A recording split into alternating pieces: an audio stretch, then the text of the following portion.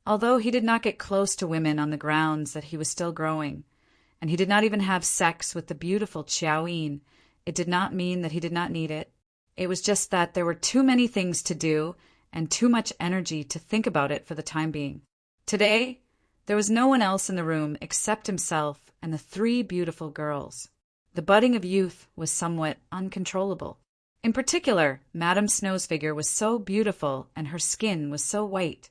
He could not help but stare at her breasts a few more times. Madame Snow spent all day in the red light district and had seen all kinds of men. Among them, there were many men who would stare at her figure endlessly. Some of them even had very bold gazes. She felt that those men were more vulgar. Sometimes she would feel a little embarrassed and even a little disgusted. However, today, facing the sixth young master's gaze, not only did she not feel disgusted, but she also felt a little proud and a little happy and secretly happy. Why was she not angry but happy? Was it because there was some kind of attraction to the sixth young master that made her not blame him at all? Or was it because she knew that he was a talented man and wanted to get close to him? Madame Snow did not know what she was thinking at the moment. However, Yang Qindong hurriedly withdrew his expression after hearing the song. At the same time, he deliberately straightened his body and used the corner of his eye to observe Qiao Yin, who was standing next to him. Fortunately, Qiao Yin had listened to the song and was completely immersed in it. She did not notice that she had lost her composure just now. Relieved, he smiled at Madame Snow, as if only she and he knew what had happened just now.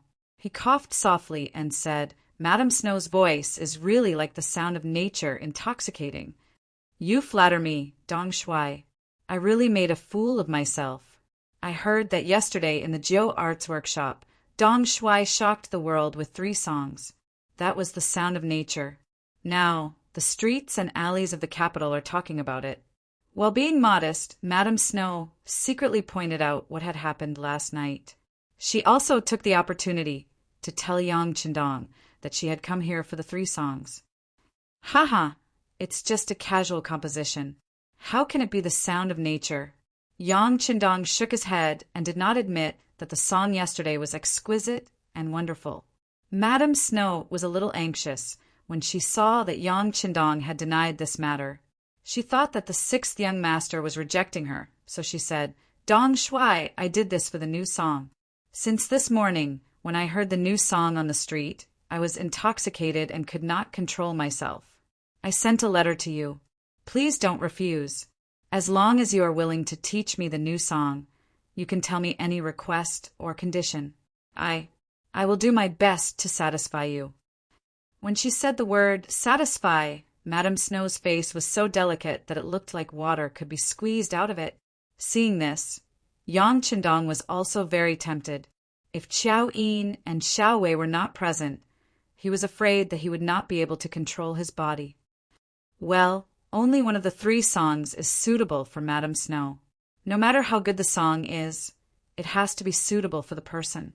Yang Qindong forced himself to suppress the thoughts in his heart and said with a smile, "It's just 1 song. That's better than nothing.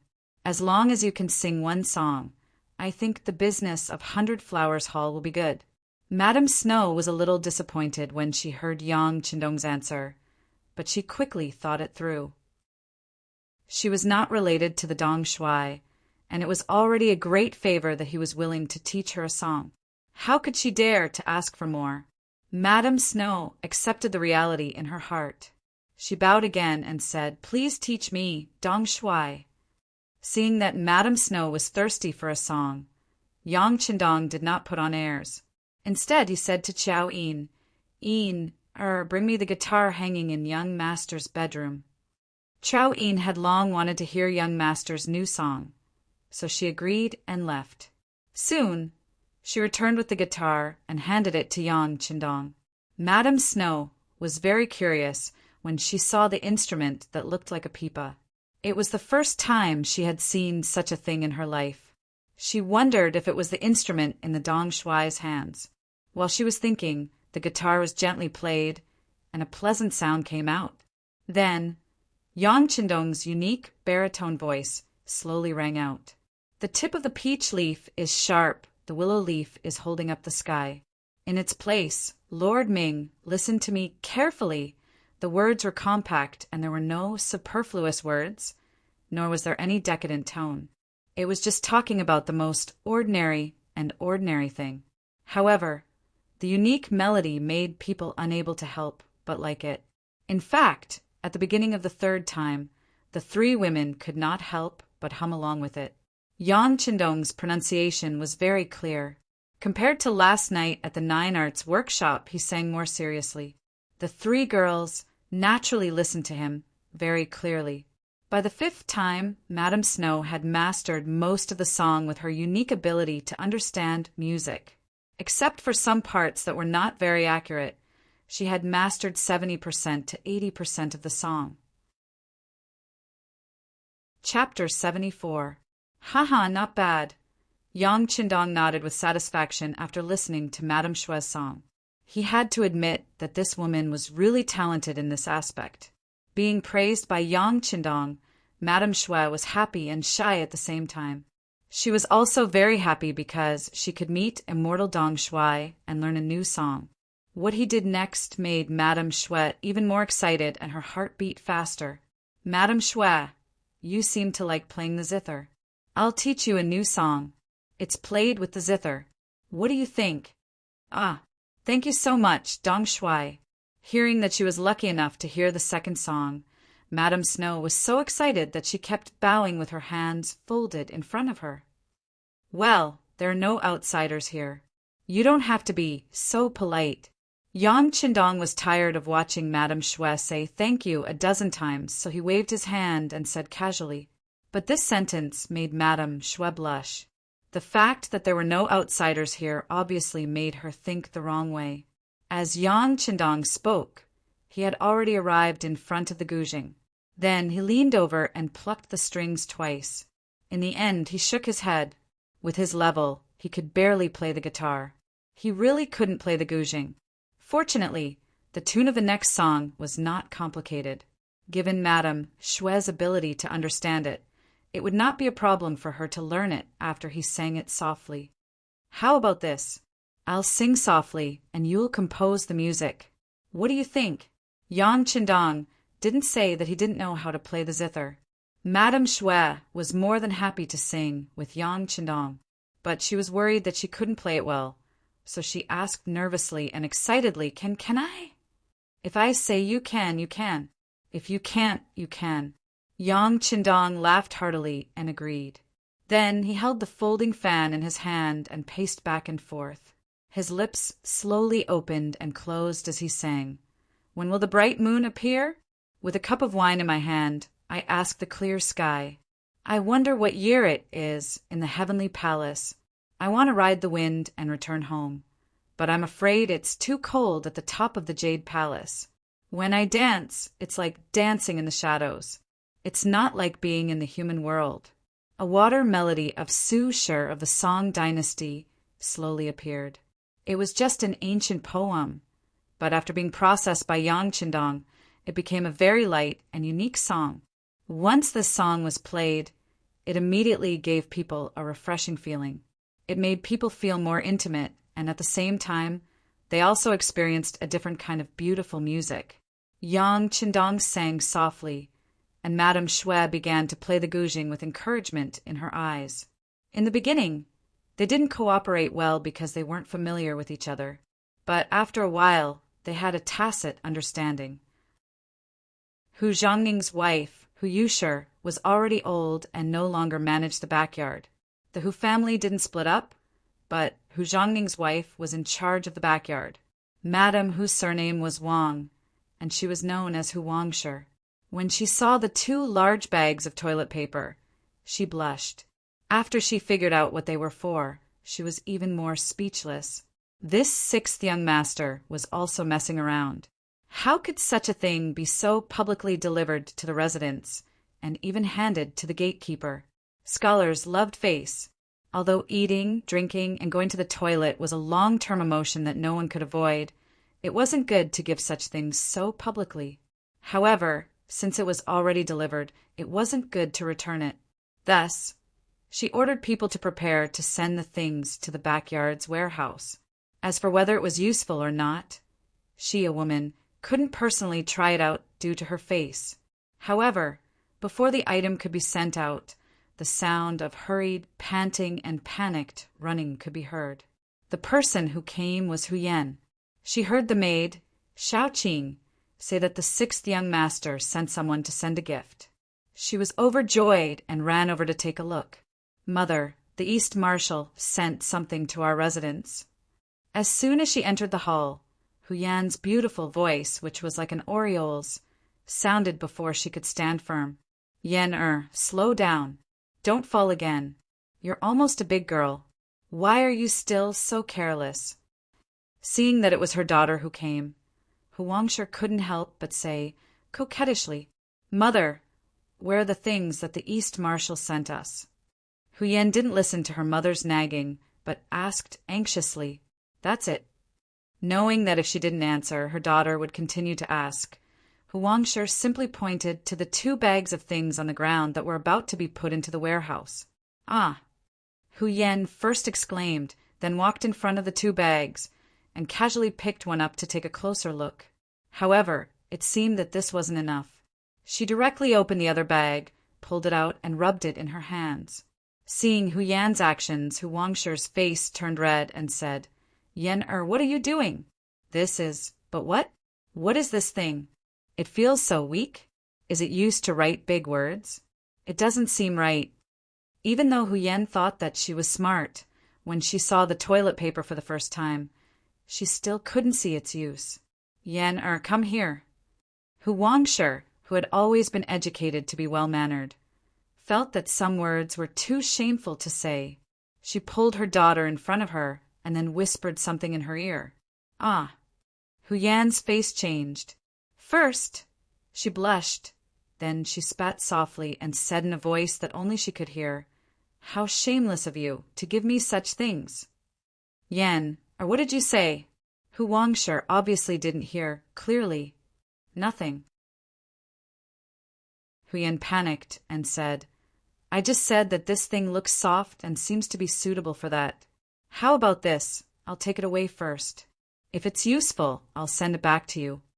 After saying that, without waiting for Huangsher's agreement, she and little Qing each carried a bag of toilet paper, turned around, and ran out.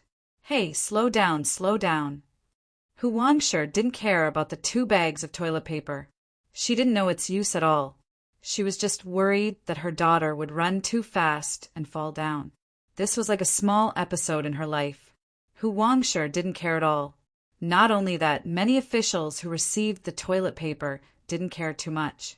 It wasn't until the next day when they went to the imperial court that they realized how precious the toilet paper was. In the side hall of the Yang Manor, Madame Shui learned 2 new songs, exploring Qingshui River and Wishing We Last Forever. She was very happy. After singing it a few times and receiving Yang Qindong's affirmation, she was overjoyed. "Thank you for teaching me, Dong Shui. But I don't know if these 2 new songs can be sung in Baihua Hall," Madame Shui said carefully when she was talking. She was afraid that Yang Qindong wouldn't agree. "No problem. You can sing them if you want." Yang Qindong smiled. It always took a process for a new song to be accepted by the world. Baihua Hall could expand its influence. Why not? As for the copyright of the new songs, Yang Qindong didn't care at all. He didn't know how many songs like this there were. If it weren't for the fact that the lyrics and music of these 2 songs were clean and suitable for zither and pipa, he could teach more. Seeing that Yang Qindong agreed, Madame Shui was overjoyed. Chapter 75. Yang Qindong did not stop her. Although he could not be Lady Shui's master, he had still taught her, so it was only right for her to bow to him. After bowing, she saw that it was noon, and knew that Dong Shui was probably going to eat. Not daring to disturb him, she happily left the Yang clan manor with her maid, Xiaowei. Not long after they left, news came from the capital. Tonight, the 100 Flowers Hall of the Red Light District would be performing 2 new songs. They would only be sung once, so there were not many chances. So please make good use of them. The moment this news came out, many young masters who believed themselves to be elegant began to make arrangements with the young master to attend 100 Flowers Hall that night. Putting aside how lively the city had become, in the Yang clan manner, as Qiao Yin ate the delicious food that I Chioer had made, she softly asked Yang Qindong, "Young master, didn't you say that you wanted to take Lady Shui and Lady Xiang for your own use? You said that they were both talents, so why didn't you say a single word about them?" Yang Qindong ate the food in his mouth as he shook his head and said, "Haste makes waste. If I act now, it will inevitably make people think that this young master is taking advantage of the situation. Let's wait. Fortunately, there is still time." Yang Qindong naturally had his own plans. Not saying it now did not mean that he would not say it in the future. It was just that the time was not right. He understood the principle of more haste, less speed. Although with his current status, it was not impossible for him to forcefully take her away. However, if he did so, it would inevitably give others a reason to criticize him. He was afraid that his reputation of bullying women would be tarnished. This was not something that he wanted to see. In comparison, Yang Qindong preferred the feeling of success when the conditions were right. But before that, he still had many other things to do. For example, there was one thing that he needed Qiao Yin to do. How about the young master arrange something for you?" Upon hearing that there was something to do, Qiao Yin hurriedly put down her bowl and chopsticks, an excited look on her face. "What is it? It's not difficult. I just want to make a trip to the capital and find some children between the ages of 14 and 18. Both men and women are fine. 50 of each. They must have good looks, good figures, and must be as tall as possible. Then we will hire all of them, sign a 3-year contract, and bring them back to the manor." Yang Qindong also put down his bowl and chopsticks, thinking of another plan, and said with a smile. Yang Qindong was about to start looking for the immortal abode's attendants. A total of 100 people were prepared. Among them, the men were waiters, all wearing black jackets. The women were waitresses, all wearing black cheongsams. This was the uniform that was put on. This would give you a very shocking first impression. However, it wasn't enough for them to merely be dressed in the same way. They also needed to be consistent in their pace and actions. In addition, they also needed to have a deep understanding of the immortal abode's range of experience. If a guest were to ask them about something they didn't understand, they would know how to explain it and what to do next. The matter of the clothes was easy to resolve. Long before he left Crimson City, the head of the garment factory, Zhou Hua, had already made the clothes according to his request. Now they were all in the Yang family village. However, it took a lot of time to develop their physical qualities. For this reason, when Yang Qindong handed the task to Qiao Yin, he especially emphasized, "Don't be afraid of spending money. As long as someone is willing to work for us, we will give them 2 taels of silver per month. However, you must also tell them that those who can endure hardship and can read are priority. If someone can't take it and wants to leave, not only will they not receive a single cent, they will also have to pay us to make up for their losses." Yang Qindong didn't really want their money. With Crimson City as their base of operations, Gao Xiong and the others had already taken control of the entire region of the sea. Anyone who wanted to pass by would either have their goods stolen or would have to pay an extremely heavy price before being allowed to pass. This caused a large amount of money to flow in from the sea. Yang Qindong didn't lack money. Not to mention, once the immortal abode opened for business, it would definitely make a lot of money. 2 taels of silver per person per month really wasn't much. Of course, this so-called not much also depended on who it was compared to. Ordinary citizens, especially children in their teens, would definitely have very few opportunities to earn that much money. In fact, they might not even have the chance to do so. Yang Qindong only had Qiao Yin do this because he understood the situation. Yang Qindong also believed that with Qiao Yin's personality, She would definitely do a good job. Moreover, anyone who could catch her, I shouldn't be too bad. After all, she had followed him for such a long time. She didn't have much else, but when it came to experience, few people could compare to her. After sending Xiaoyin out of the Yang clan manor, he arranged for Qiu Vi and Yang Wu to protect her. At the same time, Qiu Vi and a group of guards also left the manor. With his reputation as Yang Qindong, the chances of anything happening were extremely low. Zhi Qindong turned around and entered his study. His figure flickered as he reappeared in the large warehouse. As soon as he entered the warehouse, Yang Qindong headed for the club. There was a television and a video player there, as well as the complete Yizhong Tian analysis of the three kingdoms. He had come here to study. He wanted to make a Yang Qindong analysis of the three kingdoms. It took Yang Qindong 4 hours to come out of the study room. When the sun was about to set, Yang Qindong walked out. He saw Tiger's mane waiting for him. The young master's study couldn't be entered unless there was something important. Moreover, when entering, one had to first pull on the doorbell, a so-called drawstring device. Once one pulled on the doorbell, one would be able to hear the sound from the inside. Only after obtaining permission could one enter. This was Yang Qindong's requirement for everyone around him. Even Xiaoyin and Tiger's mane weren't allowed to break this rule. This was also a habit that Yang Qindong had instilled in everyone. This way, when he needed to enter the large warehouse, he didn't have to worry about someone suddenly appearing outside to disturb him. When he saw Tiger's mane waiting for him outside with a calm expression, he knew that there was nothing urgent. As Yang Qindong walked over, he asked Tiger's mane, "Has everything been taken care of?" "It's been taken care of. All the 5th-rank officials in the capital, including the Duke's estates, Marquis estates, Count's estates, and even the Imperial Palace, have been sent over according to the number that was previously agreed upon," Tiger's mane respectfully replied. "Very good. Is there anyone who doesn't accept them?" "There isn't." Tiger's mane pondered for a moment. Indeed, there wasn't any news of anyone confiscating toilet paper. Thus, he nodded affirmatively and said, "They've all accepted them." "Not bad." This answer was somewhat out of Yang Qindong's expectations. He originally thought that there would be independent people like Yu Qian who wouldn't accept gifts. He didn't expect them to accept all of them. It seemed like they thought that toilet paper wasn't worth much, which was why they accepted it so easily. Since that was the case, he would give them a heavy blow later on. He wanted them to understand that toilet paper wasn't a piece of white paper. It was an existence that was much more valuable than that. Do we have enough toilet paper in the warehouse?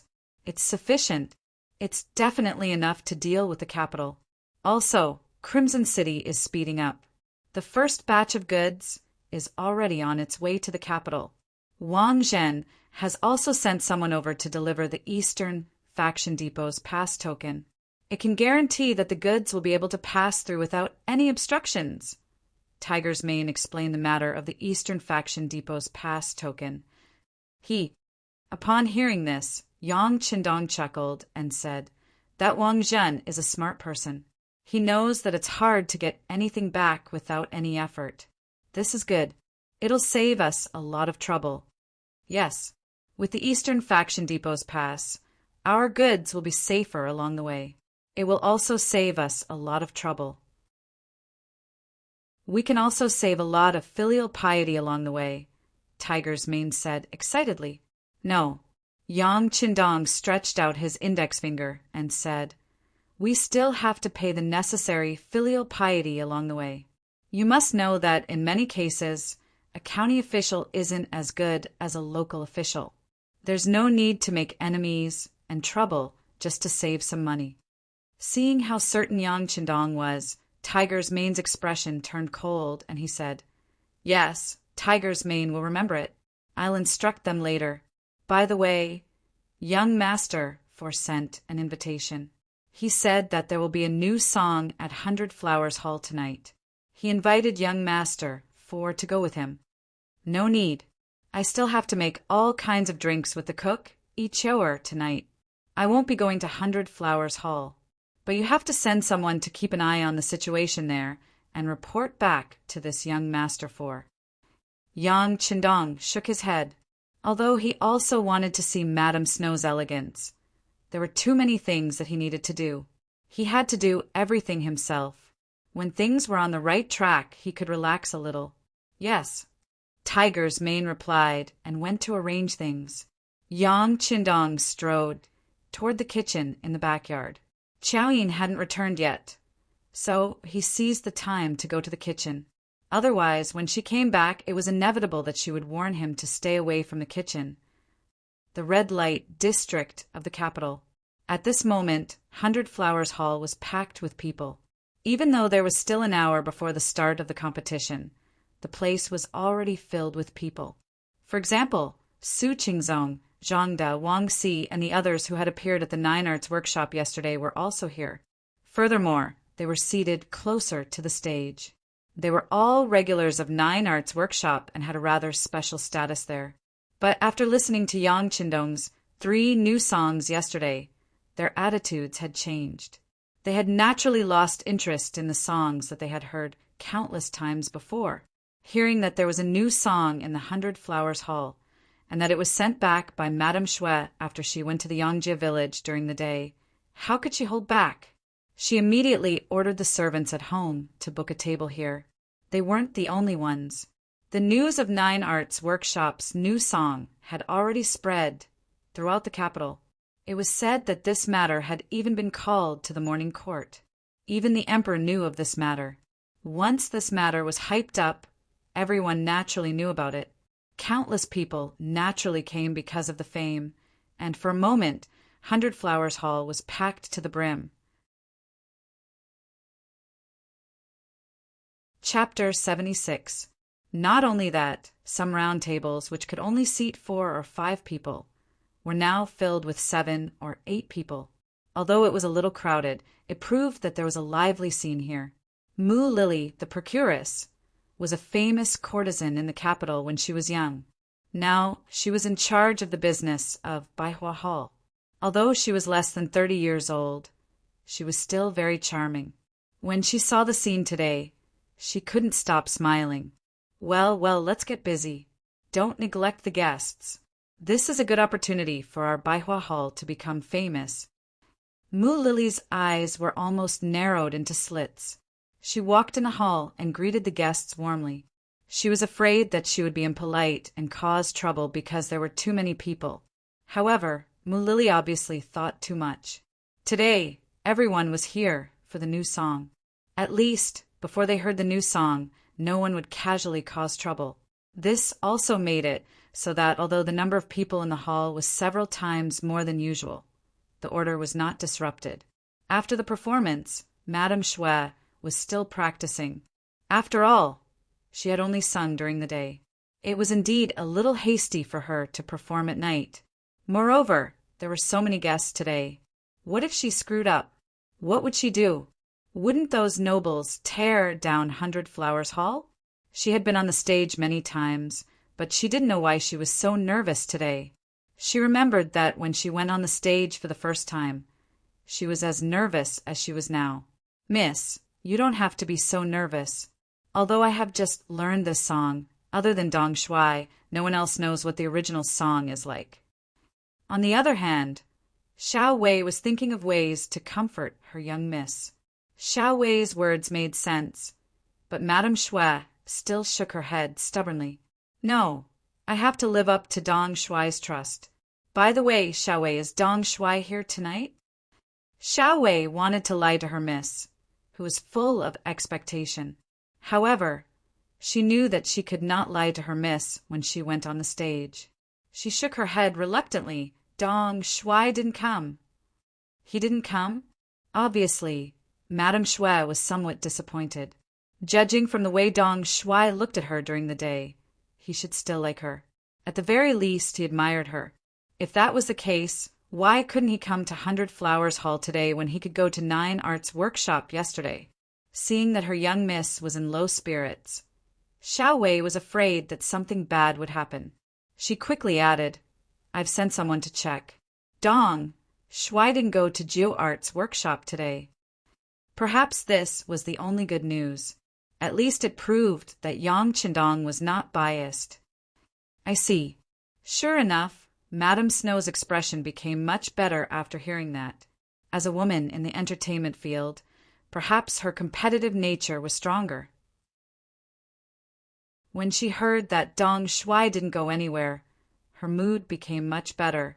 The guests at the front desk did not know what was going on backstage, nor did they know that the heart of their goddess, who had always wanted to get close to her, had already flown out of the venue and was no longer with the guests. Time passed little by little, and it was getting closer and closer to the start of the show. The geisha, who was warming up the scene, had already gone up the stage. However, both the performers and the audience were obviously absent-minded. They were all waiting for the two new songs to come on the stage. Finally, Madame Snow, who was dressed in white, went up the stage accompanied by her maid, Xiao Wei accompanied by a burst of enthusiastic applause. Of course, no one knew whether it was a farewell applause.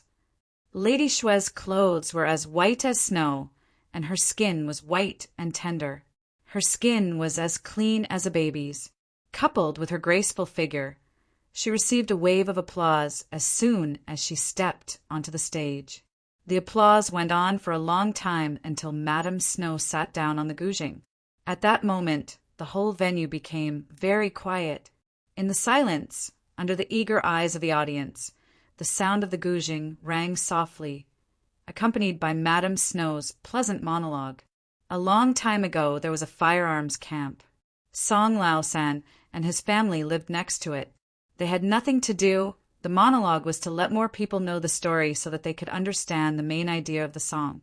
It was also specially requested by Yang Qindong. At least, the monologue was still needed before the song became a hit. When people became familiar with the song, the monologue could be skipped at any time. The monologue made people's expressions change again and again.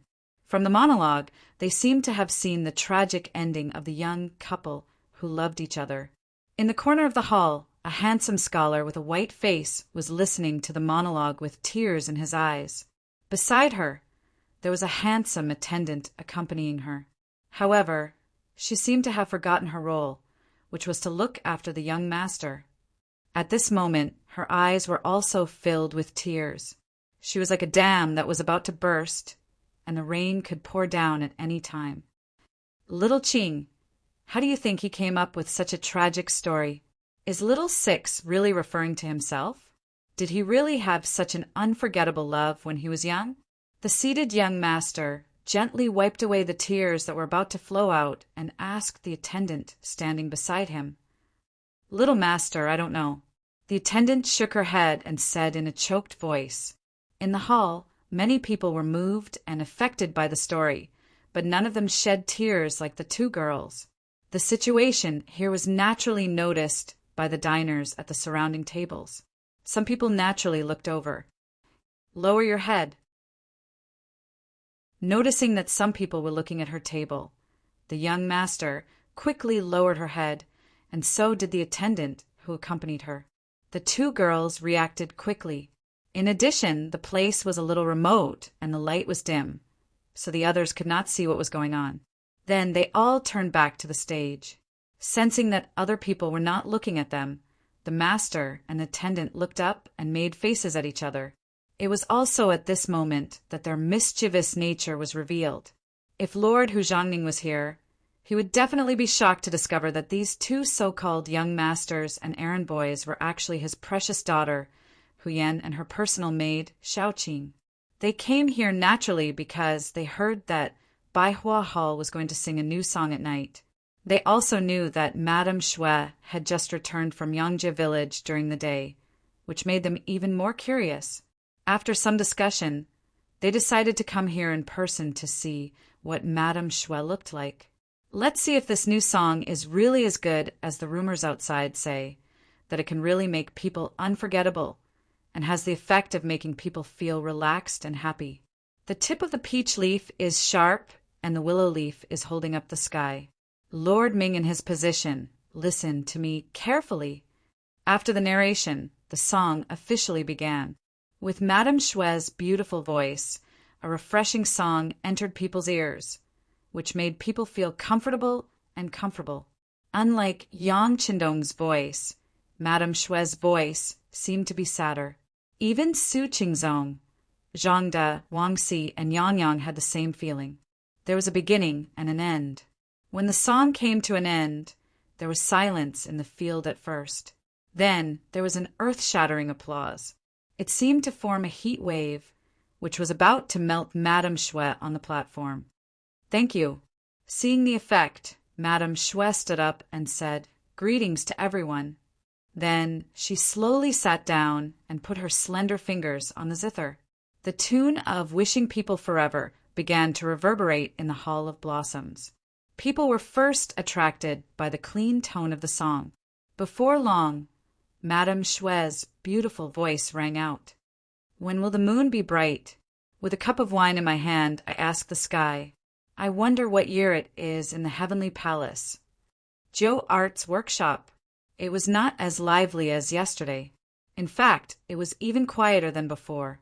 Although Madame Shui's name had been hung outside the Joe Art's workshop today, and it did attract some young master and child masters, their status could not be compared with that of the guests in Baihua Hall. On the stage, Madame Shui just sang 2 old songs and then left with a sad face. As soon as she went backstage, Cui Na, the procuress, came up to her and said, "Sister Han Xiang, it's all my fault. I shouldn't have stopped you from going to Dong Shui yesterday." "No, Sister Cui, it's not your fault. I thought too much. I've decided to go to Yang Village tomorrow. No matter what, I'll ask Dong Shui to teach me 2 songs. Madame Shui looked very determined and confident. She regretted it when she learned that Madame Shui had gone to Yang Village during the day. Then the news came out that Madame Snow had learned 2 new songs and had gotten Dong Shui's permission to sing them in public for the first time in the 100 Flowers Hall that night. She regretted it even more. Yang Qindong was the first to come to Joe Art's workshop, so she had the advantage. However, she did not seize the opportunity and gave all the benefits to others. How could Madame Shui, who still had the title of courtesan, accept this? Whether it was to fight back or for the future business of Joe Art's workshop, she needed to see Dong Shui again. She wanted to humbly ask for advice and restore her prestige. The curfew was about to start. A large number of people in Baihua Hall began to leave and go their separate ways. In the crowd, 2 young masters, Hu Yan and Little Qing, who were dressed as young masters, were hurriedly walking in the direction of the Hu mansion. They had come out in disguise this time. If their grandfather, father, and mother found out, it would be a scandal. The dignified young mistress of the Hu family went to the red light district and went to Baihua Hall to listen to songs. Once such a shocking matter was spread out, the Hu family would definitely be criticized for not having a good upbringing. Even if Hu Yan could find a suitable marriage, it would be hard to say. Chapter 77. The 2 of them ran all the way before the curfew.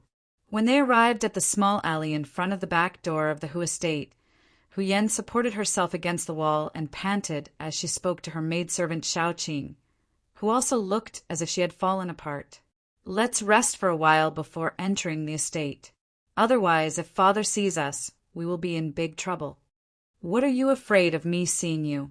A deep male voice rang out beside her. It wasn't loud, but it sounded like a clap of thunder in Hu Yan's ears. "Ah, ghost." As soon as she heard someone else's voice, the servant girl Xiaoqing screamed instinctively and then hid behind Miss Hu Yan. "Xiaoqing, what are you doing?" "I can't tell. That's my father's voice." However, Hu Yan was still able to keep her composure. This was mainly because she had heard that voice for so many years and was already very familiar with it. Hu Yan grabbed the panicked Xiaoqing and lowered her head as if she had done something wrong. "Father, I'm just bored at home, so I went out for a stroll." "Stroll? Gao Shan, you tell me?" His voice suddenly became more severe, and 2 figures flashed out of the alley. It was Hu Zhangning and one of his subordinates, Gao Sheng, one of the two people who had been taught a lesson by Beta Persei in the Jian Estate's Yang family mansion. "Yes, sir."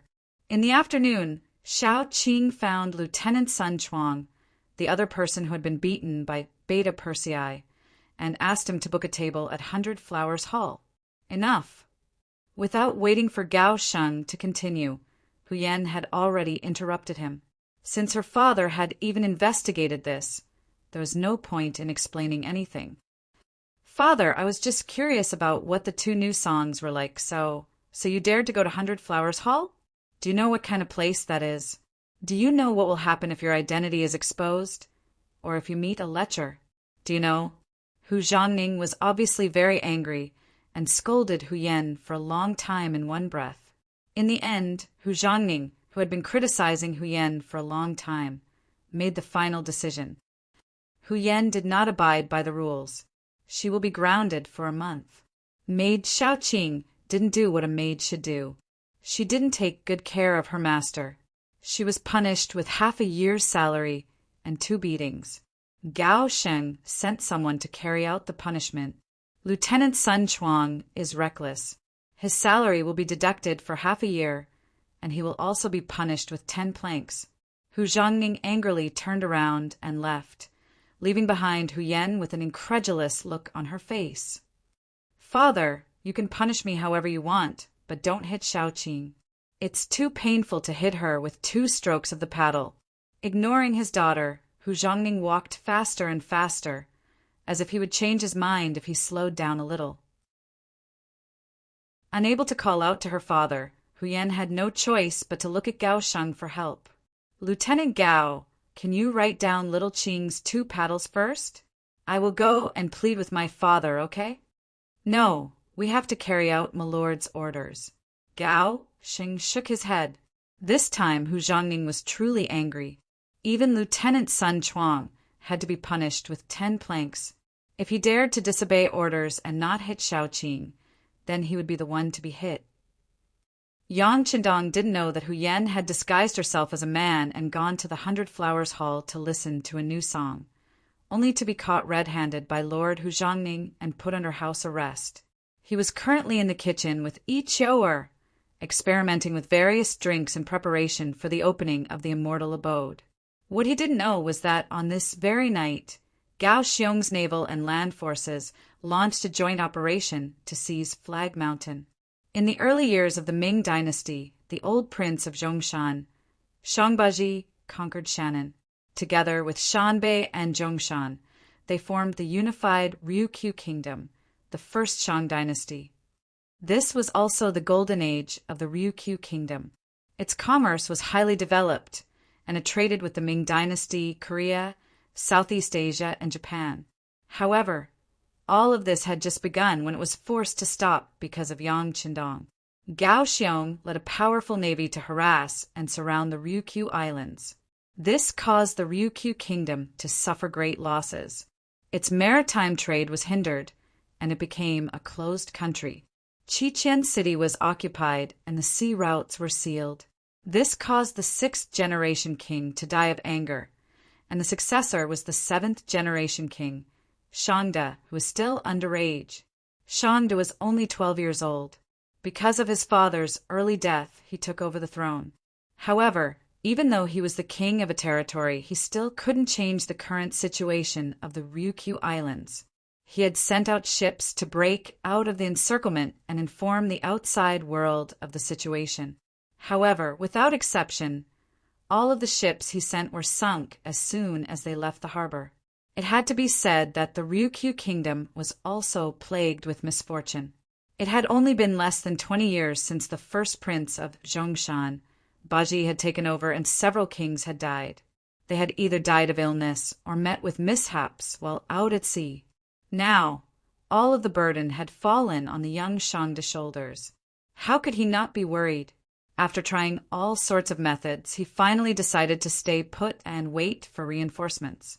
Perhaps after a while, someone would discover that something was wrong with the Ryukyu Islands, and they would send people to investigate. Shangde still held onto a sliver of hope, but Gao Xiong couldn't wait any longer. Before Yang Qindong left Qiqian City, he had told him that once the population was sufficient, he had to think about expansion. The first thing he had to do was to take over the entire Ryukyu kingdom and occupy the entire island. Now, every few days there would be ships going back and forth between the Black Dock and Qiqian City. The people on those ships were all Han people of the great Ming dynasty. They had all been secretly obtained by Lung Song during Deng Machi's uprising. Lung Song completely obeyed Yang Qindong's orders. He plundered everyone he saw and robbed everything he saw.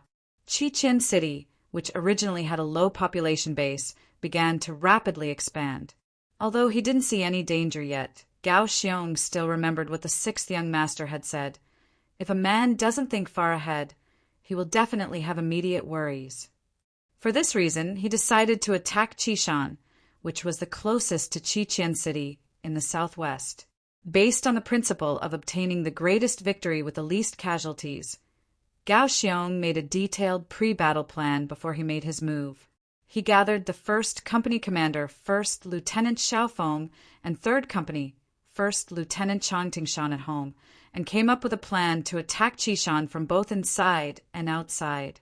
At the beginning of the 9th month of the 13th year of the Great Ming Dynasty, when Yang Qindong had just arrived in the capital and was still stirring up trouble, Gao Xiong started his operation. That night the wind was strong. Especially for an island like Ryukyu, the wind was even stronger at night. The flag on the city wall of Qishan swayed vigorously, and the flagpole seemed as though it would break at any moment. On such a night, it was rare for anyone to come out. It was the same even on the city wall. The few soldiers of the Shang dynasty who were in charge of night duty had already hidden in a small hut to rest. In the small hut, 20 soldiers were all squeezed together. This made Captain Li Luan unhappy. If everyone is here to rest, who will be guarding the city wall? What if those pirates attack us? Captain, don't worry too much. With such a strong sea breeze, wouldn't they be blown away by the wind if they wanted to climb up the city wall, which is more than 30 feet tall? Besides, I don't think there's anything wrong with those pirates. Occasionally, when the weather is good, us brothers can see them. Those people on the other side are wearing good clothes, and all of them have oily faces. They must be eating well, unlike us, who are often in arrears with the military pay. The lives of the commoners will only be harder. One of the soldiers didn't seem to be afraid of Li Luan. After he complained, the other soldiers also started to talk. Although Li Luan was a little angry, he knew that his prestige wasn't enough to make these people shut up. Speaking of which, he was also angry. His wife and children didn't even have enough to eat, which made him, the captain, extremely dispirited. While everyone was sighing and complaining about how they were born in the wrong time, they didn't know that in such a strong sea breeze, Lung Feng had already used the triangular anchor and other equipment to climb up the city wall, which was more than 30 feet tall. Such a city wall might seem very tall to others, but to the members of Lung Feng who often had to climb it, it was just child's play. In less than half an incensus time, a row of 30 vanguard members had all arrived at the top of the city wall. The wind is so strong. Use your guns. Company Commander Xiaofeng, who followed the first batch of members up the city wall, decisively ordered the soldiers to put away their crossbows and switch to their Type 95 submachine guns when he heard the whistling wind. The 30 people's movements were uniform. In just a few seconds, they held their guns in their hands and performed a pre-battle inspection. When the first person raised his right thumb to indicate that the inspection was complete, the other 29 people did the same thing. Everything was done silently and swiftly. It was obvious that this wasn't the first time such a drill was conducted. Xiao Feng observed the performance of the Lung Feng soldiers. He nodded slightly and made a gesture to disperse and surround them. The 30 soldiers immediately moved forward in a fan formation. During this period of time, no one made a single sound. In the dark night, they were like ghosts that appeared and disappeared unpredictably, approaching the small hut on the city tower that could be used as a residence. In the small house, the soldiers were still complaining. As the captain, Li Luan had long shut his mouth and narrowed his eyes. If he had the time to argue, he might as well take a rest. This way, he could eat less tomorrow morning and bring more food back for his children. Sigh, I really don't know when these days will end. Thinking about the current situation, Li Luan, who was sighing in his heart, suddenly heard a sound from the door. Then he stood up with a jolt. He knew that the 20 soldiers in his squad were all in the small house. The only ones who could appear here at this time were either his superior had come to check on them or the enemy had ambushed them. Chapter 78. Li Luan's reaction wasn't slow, but the person's reaction was faster. Before Li Luan could pull out his sword, a black muzzle was already pointed at him. Not only that, there were several black muzzles that were pointed at his subordinates. Don't move. Those who surrender will be spared. Those who resist will be killed. A loud voice sounded. It was the voice of the company commander, Xiaofeng. As soon as he finished speaking, bah! A gunshot rang out. One of the Shang dynasty soldiers clutched his chest and fell to the ground with a look of unwillingness and shock. In his hand, he had already pulled out a long sword and was about to slash forward. One of the Lung Feng soldiers felt the danger and killing intent. Without hesitation, he opened fire and ended the life of the enemy who wanted to resist. The sound of the gunshot was loud and clear in the room, but in the night wind, the sound could not travel far. With one person dead, the room became much quieter. Then the captain, Li Luan, felt that his life was being threatened. He didn't want any of his brothers to die here, so he shouted anxiously, "Listen to me, don't move. Take out your weapons and throw them on the ground. I think that since these people said that they would be spared if they surrendered, they should be true to their words." "That's right, we will keep our promise. The prerequisite is that you guys have to listen to us too. If you guys have any ulterior motives, you will end up like that person." Xiaofeng looked at Li Luan's performance and nodded his head in satisfaction.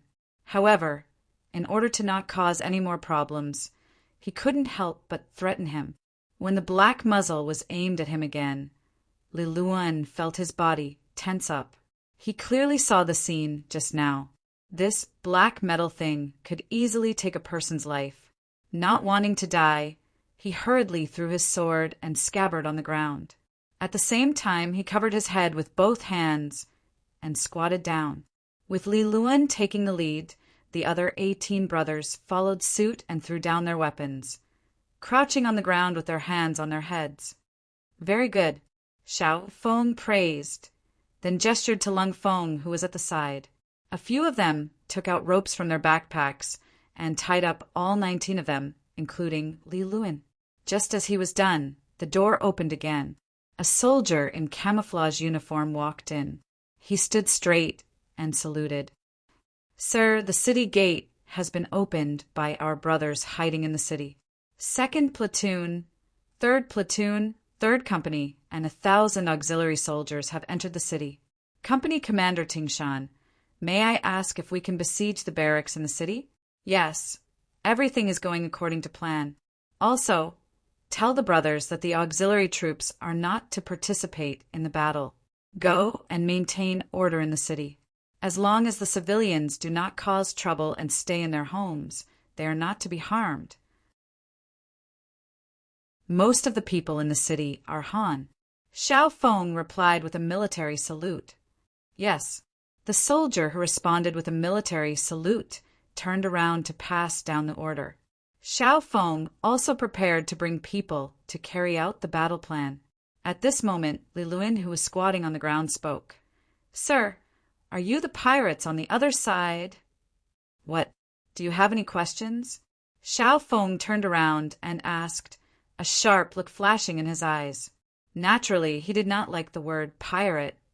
It was only because the 6th young master said that it was not good to expose their strength. Thus, they had no choice but to call themselves pirates. Feeling that Xiaofeng's gaze could kill, Li Luan instinctively lowered his head and avoided it. Then he said in a small voice, "If you can really not harm the civilians in the city, I am willing to be your guide. There are many of my brothers in the barracks. I think I can help persuade them. Li Luan volunteered himself for 2 reasons. Firstly, he had long lost confidence in the #1 Shang dynasty. Even the soldiers did not have enough to eat, let alone the common people. Secondly, the weakness of the Shang dynasty made them feel extremely aggrieved. After being surrounded and forbidden from entering the sea, and not being able to send out any ships, they had actually holed themselves up like turtles and refused to move. It was as if they couldn't think of any solution. Instead, they had placed all their hopes on the outside, praying that others would discover their tragic situation and that someone would come to their rescue. This was completely a lucky move. It was no different from spending 2 yuan and waiting for 5 million. The possibility of them being rescued was close to 0. Thirdly, he had just witnessed Lung Feng's prowess. With 1 shot, one of his subordinates was killed. This should be the gun that Ming was talking about. However, from the looks of it, it seemed to be even more powerful than the gun in the legends. Faced with such a powerful weapon, what could the Shang dynasty use to fight them? Fourthly, although he did not have much contact with them, he had heard some things about these pirates since he was guarding Qishan, which was the closest place to Qiqian City. They were completely different from other pirates. They did not bully civilians. When they robbed, they only robbed boats and people. However, they did not kill civilians or merchants. With all these knowledge, and after seeing Lung Feng's mental state, Li Luan had the idea of helping them. Not only could he redeem himself, he might even be able to save more of his brothers in the barracks. Li Luan's volunteering naturally made Xiaofeng overjoyed.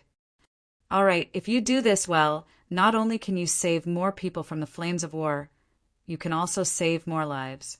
You can also be considered to have performed a meritorious deed. How about this? Untie him and bring him along with us. Li Luan regained his freedom. However, there were 2 Long Feng beside him so that they could restrain him immediately if he made any strange movements. With Li Luan leading the way, the cold vanguard moved even faster. With the cover provided by the strong wind at night, when the 1st company and the 3rd company, a total of 200 cold vanguards, arrived at the entrance of Qishan military camp, the soldiers there were still not alerted at all. Rocket launcher team, get ready. Everyone load your guns. If there's any resistance, kill. As soon as they arrived in front of the barracks, Xiaofeng and 3rd Company's Chang Tingshan looked at each other and gave out the order for the battle. In an instant, the 200 people completed their actions silently. Even in the dark, all the Lung Feng's actions of checking their guns were still swift and perfect. All of this made Li Luan's jaw drop. He had been in the army since he was a teenager. He had seen many armies, including some elite ones, but this was the first time he had seen one as outstanding as the one before him. Were these people the celestial soldiers and celestial generals that were mentioned in the books? Why were their actions so uniform? Why didn't the 200 people make any extra noise? At this moment, Li Luan had a feeling that Qishan would definitely be taken down if they were to fight head-on. At the same time, he did not know why he felt his blood boiling. At this moment, he suddenly had the urge to join this army. Ready, the squad leaders reported softly. As the commander of this battle, Xiaofeng said to Li Luan beside him after seeing that the Long Feng were ready, "It's up to you now.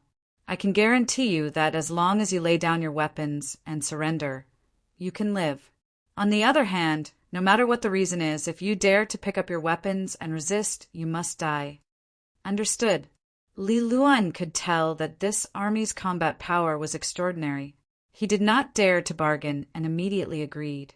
Then, an iron loudspeaker appeared in front of him. It was a round loudspeaker. Even without electricity, the loudspeaker could spread the sound better.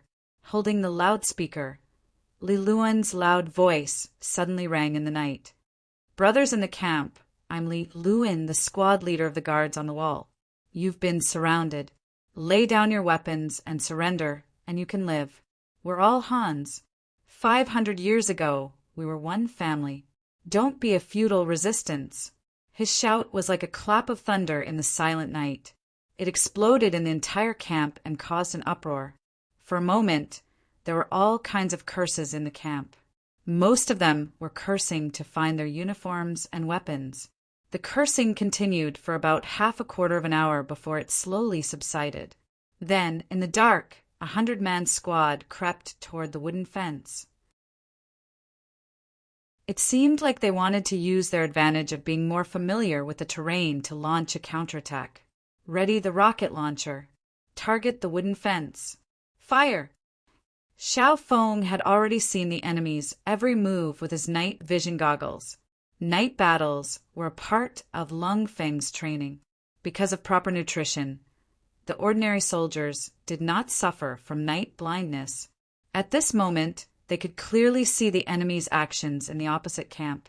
The commander gave the order, and immediately 2 rocket launchers with powerful flames shot forward. After 5 seconds, they slammed into the wooden fence that could block the impact of manpower and horsepower. Immediately, flames soared into the sky, and the sound was like thunder. The rocket launcher was a type of infantry anti-tank and siege weapon. It was light and had a short range. At the same time, it could be fired in a straight line, upward or downward direction. It had a variety of attack methods that were perfect for close-range sieges. The 2 rocket launchers were fired and instantly destroyed the main gate of the camp. The powerful flames and explosive force scared the 100-man vanguard soldiers who wanted to sneak out of the camp. What is this? Is this the wrath of the heavens? This must be the punishment of the heavens. After seeing such powerful firepower, the 100-man vanguard's morale immediately collapsed.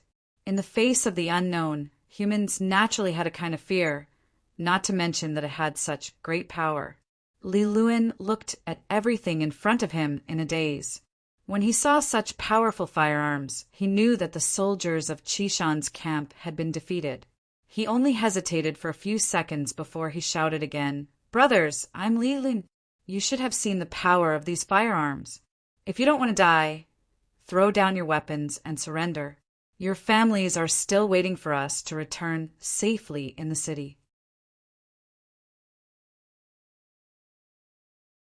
Chapter 79.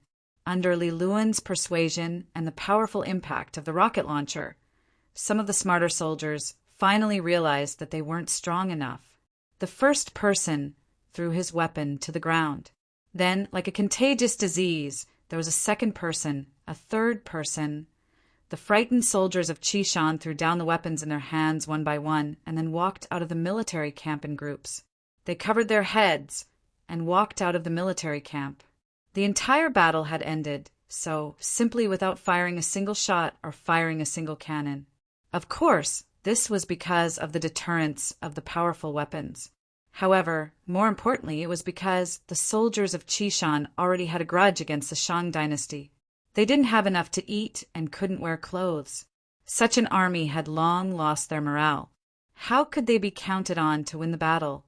From Li Luan's words, the Qishan military camp had more than 2,000 soldiers.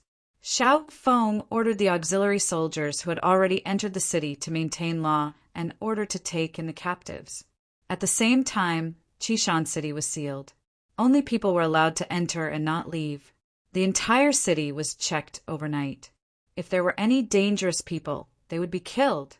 However, at the same time, the soldiers were not allowed to harass the commoners. If they were caught, they would be dealt with according to military law. After occupying the city, there had been countless military exercises to maintain peace. Putting them in Qishan city was just turning the exercises into actual battles. However, the soldiers of Lung Feng who had made all kinds of preparations were still very familiar with it. In just a few hours, Qishan city's law and order were restored. There were even some courageous commoners who dared to appear in the morning market to continue trading. When the sun rose, a new 5-starred red flag was placed on the city walls of Qishan city.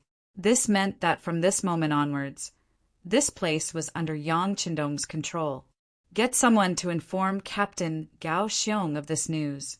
Then pass it on to the 6th young master. At the same time, all platoon leaders and squad leaders will have a meeting to review the battle and point out their own shortcomings. Xiao Feng followed Yang Qindong's training and carried out his work with the mindset that there must be a conclusion after the battle. In conclusion, it was a method that could allow people to grow and become stronger quickly. Reality also proved that a big summary after a big battle and a small summary after a small battle could expose more potential problems and point out the correct direction to fight the next battle. In the palace hall, the officials had already arrived at the morning court. Because the emperor had not arrived yet, the officials gathered in twos and threes to chat. "Lord Li, did you receive Yang Shima's gift yesterday?" A voice that was not too abrupt came from the crowd. In fact, he was already used to such conversations before every morning court session. "Lord Zhang, what kind of gift is that? Isn't it just toilet paper?" Lord Li shook his head lightly, as if Lord Zhang was making a fuss over nothing. "Hey, there are many ways to use that. If I'm not wrong, you definitely haven't used that thing." Lord Zhang said with a mysterious expression, "Am I useless? Did you use it?" Lord Li's curiosity was piqued by Lord Zhang's words. "Of course, it's all thanks to my wife. When it was delivered, her stomach was not feeling well, so she took it and used it. When she came back, she told you about the wonderful effects of this thing. It was really comfortable and very soft. I didn't believe it, so I used it once. Haha. I decided that after that, I'll always use this toilet paper. Not only that, when I'm done with court, I'll send someone to the Yang clan manor to find a Yangxian horse and get some more," Lord Zhang said, as if he had benefited from this experience. It wasn't just Lord Zhang in court. Lord Wang, Lord Sun, Lord Zhou, Lord Wu, and the other officials had all used this benefit and knew of its benefits. The officials who didn't think much of it before were all intrigued by the words of these people. They all decided to go back to their mansions to see what the toilet paper was. They wanted to see if it was better than the wood and bamboo pieces that they usually used. Because of Yang Qindong, the toilet bowl had been introduced first, and the majority of officials in the capital had already started using it. Now, toilet paper had become a complementary product.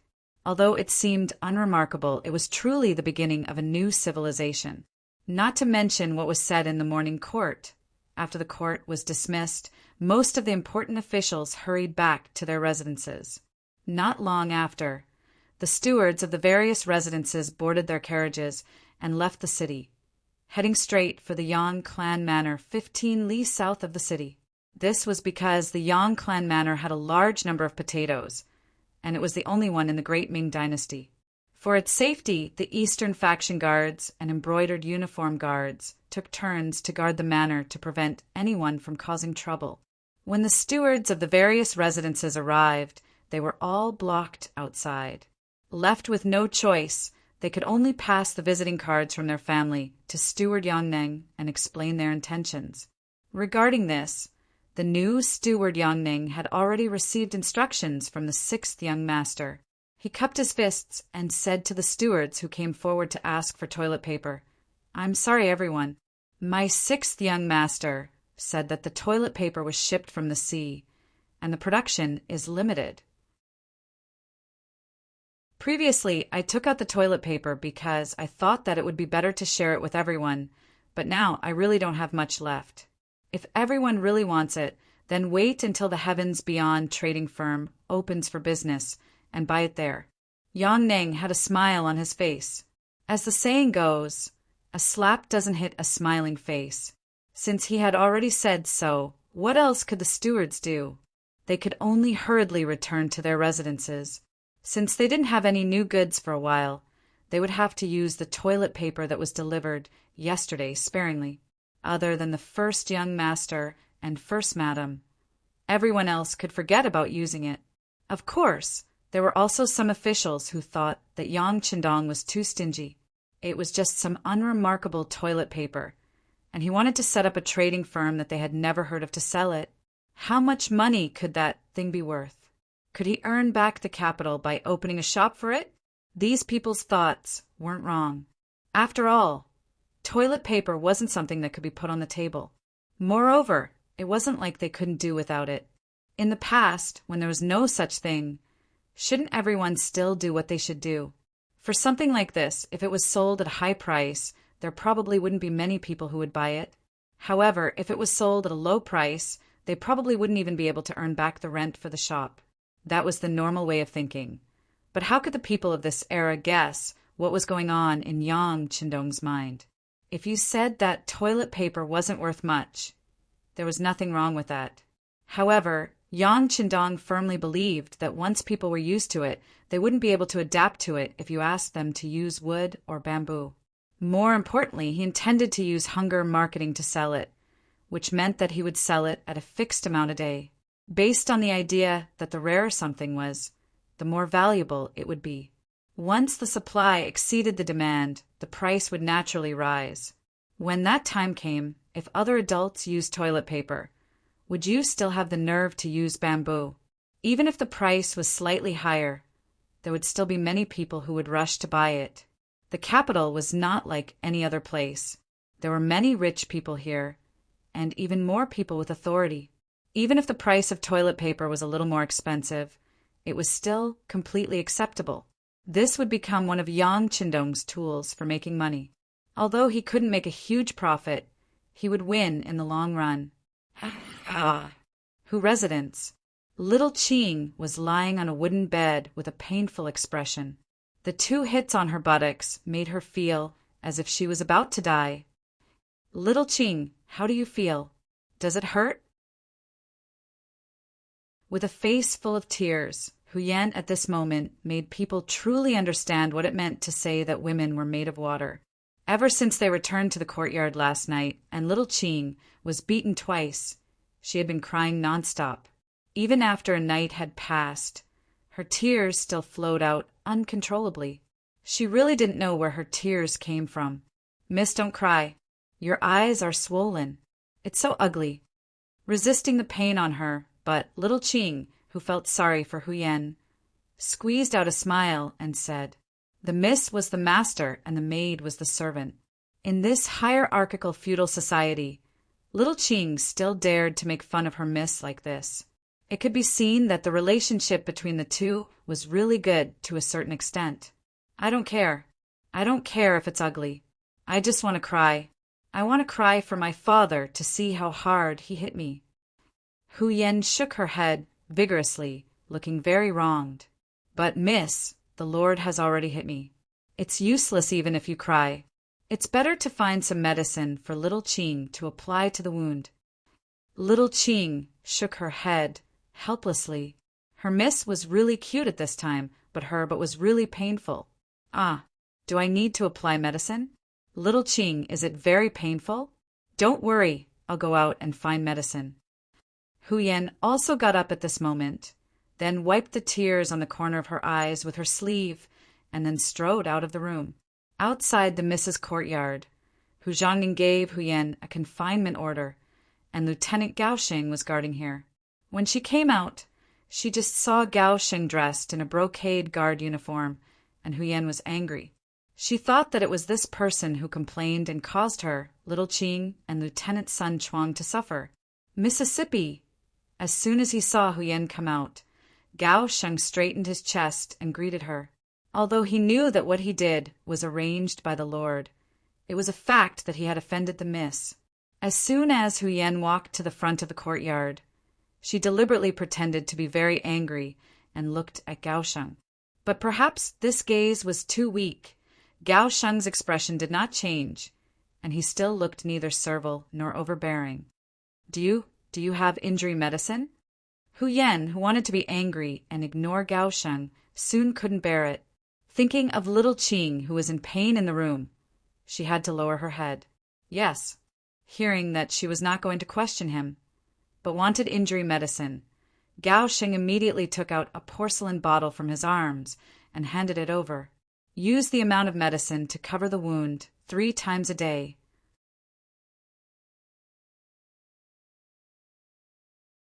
Chapter 80. Reaching out to take the porcelain bottle, Huyen angrily turned around and left without even saying a word of thanks. Gao Sheng seemed to be used to being treated like this. He just smiled and stood there again. At this time, a cough suddenly sounded behind him. He turned around vigilantly. After seeing the person, he hurriedly bowed respectfully and said, "Sir." Why did Miss look for you just now?" The person who came was Hu Zhongning. At this time he had a constipated expression. After the morning court, he was called by his mother, Hu Yusher, to find a way to get some toilet paper. At this moment, Hu Zhongning was stumped. It turned out that after the Yang family sent the toilet paper yesterday, Hu Wangsher, who was in charge of the backyard, was going to put it in the family's warehouse. However, Hu Yan, who was rushing over, took it away. Then she used it, and the effect was really good. She gave the rest of the things to her mother and grandmother, Hu Yusher.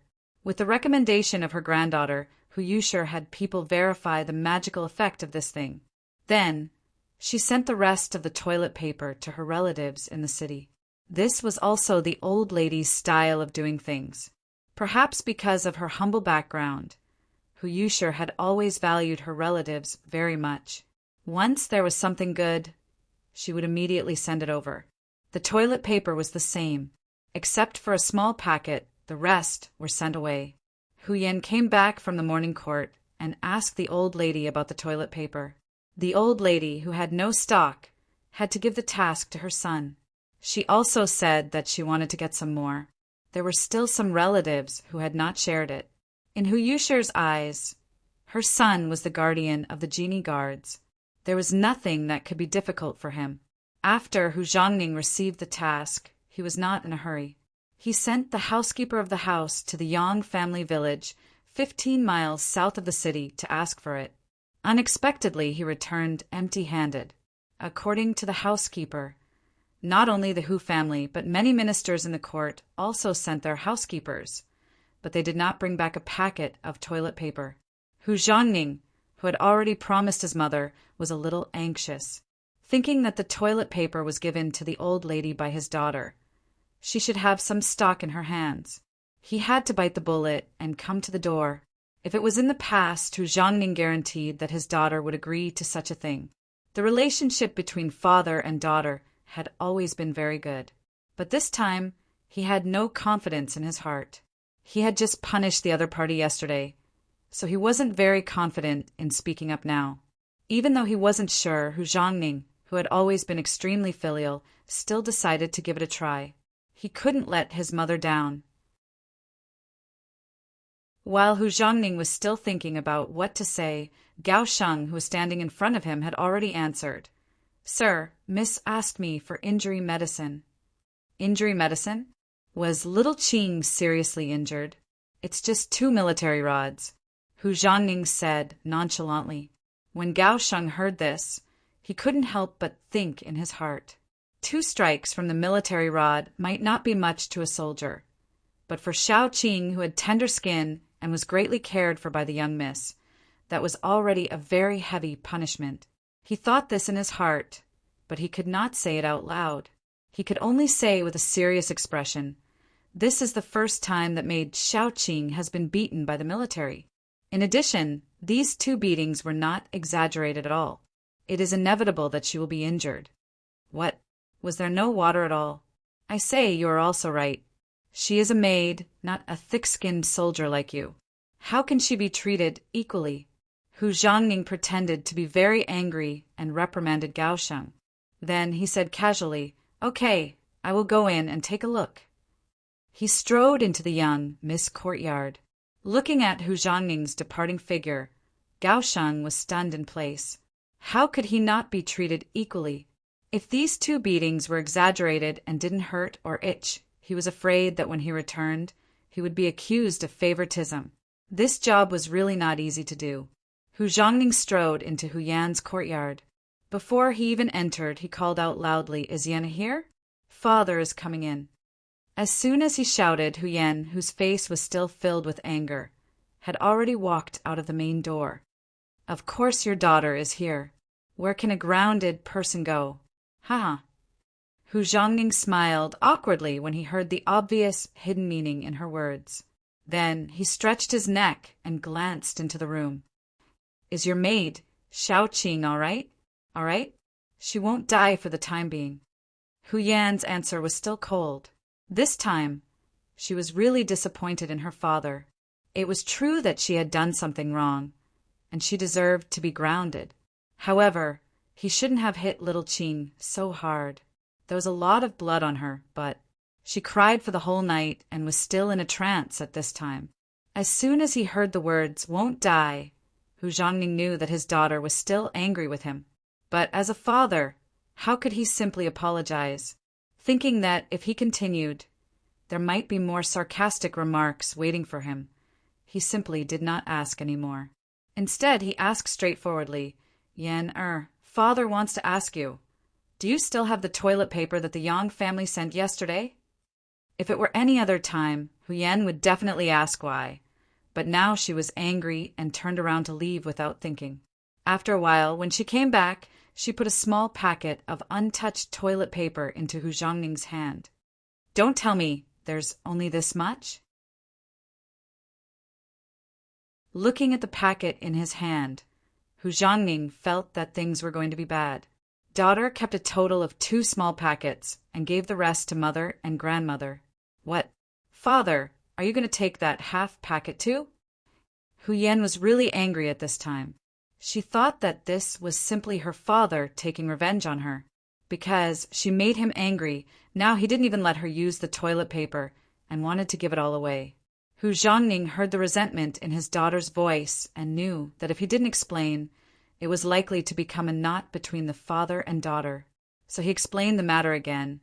"It's not that father wants it, but Yenner knows your grandmother. Whenever she has something good, she must give it to her relatives. See, when the toilet paper came, she gave it all away, but it was still not enough. So she called father and asked me to think of a way. But the housekeeper of the house went to Yangjia village. The housekeeper of the 6th young master said that the things were shipped from the sea and were not products of our great Ming dynasty. Now he doesn't have any stock in his hands. If he wants it, he can wait until the Heavens Beyond Trading Company opens and buy it there. But your grandmother is an impatient person. How can she wait for so long?" After saying this, Hu Zhongning spread his hands, indicating that he was helpless. Originally, Hu Yan was prepared to ignore her father, but when the matter involved Yang Qindong, she forgot the decision in her heart. The 6th young master doesn't have it?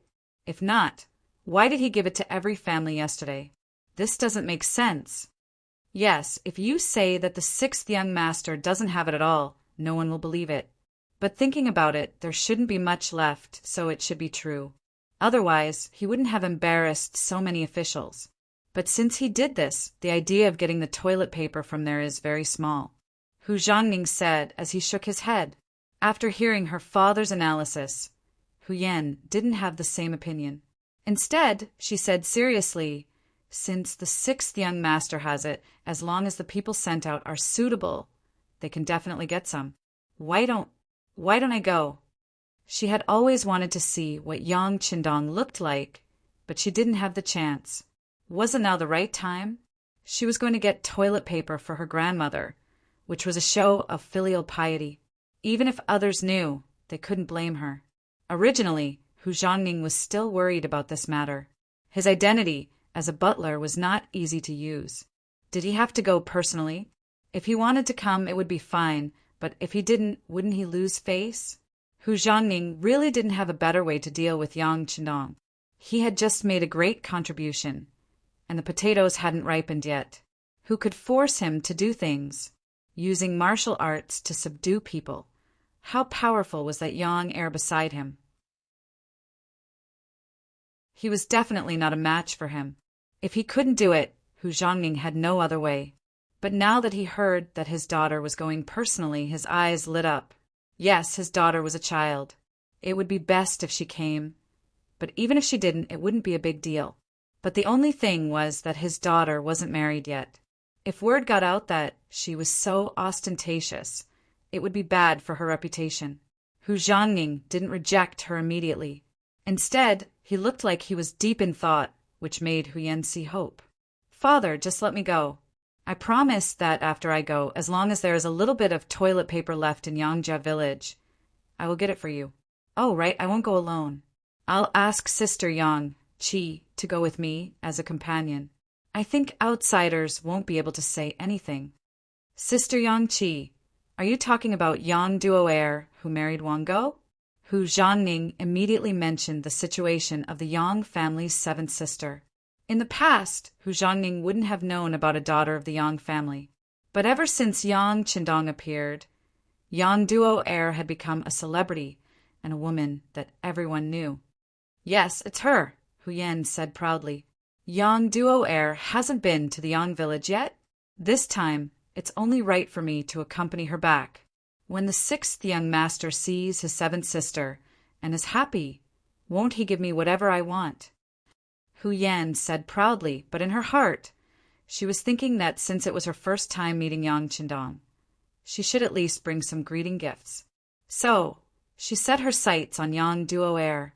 Hu Zhangning thought about the feasibility of this matter. Indeed, with such a reason, Yang Qindong would have a good impression of her, and the chances of her getting toilet paper would increase a lot. But then his gaze fell on his daughter again, looking at her with a faint smile.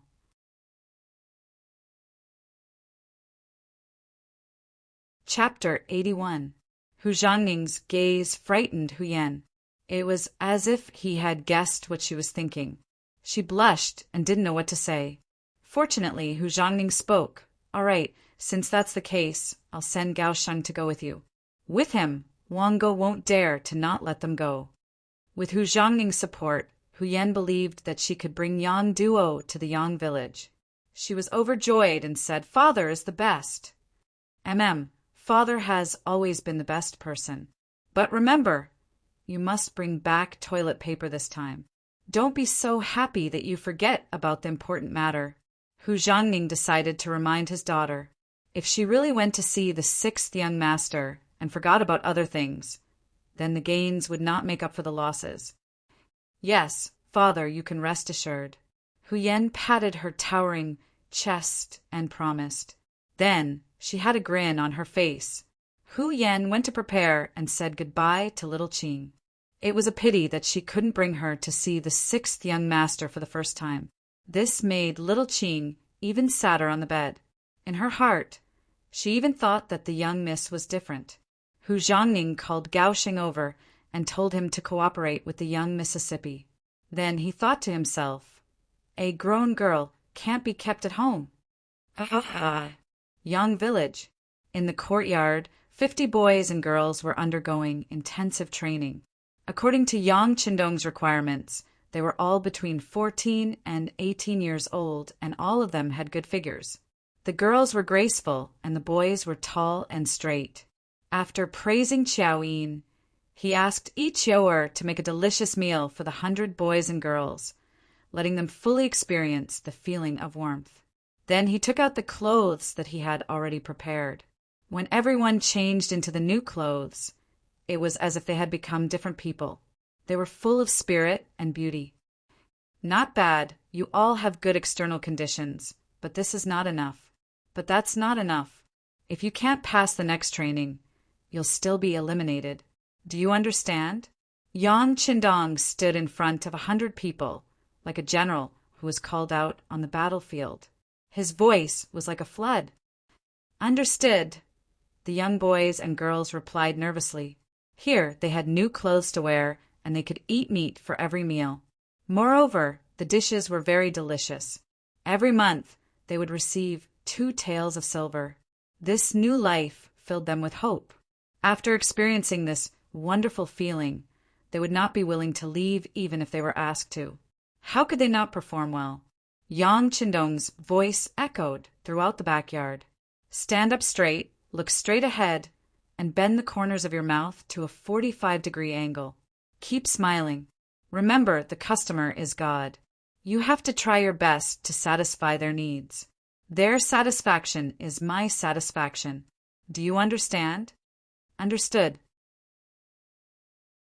The 100 people replied in unison. Young master!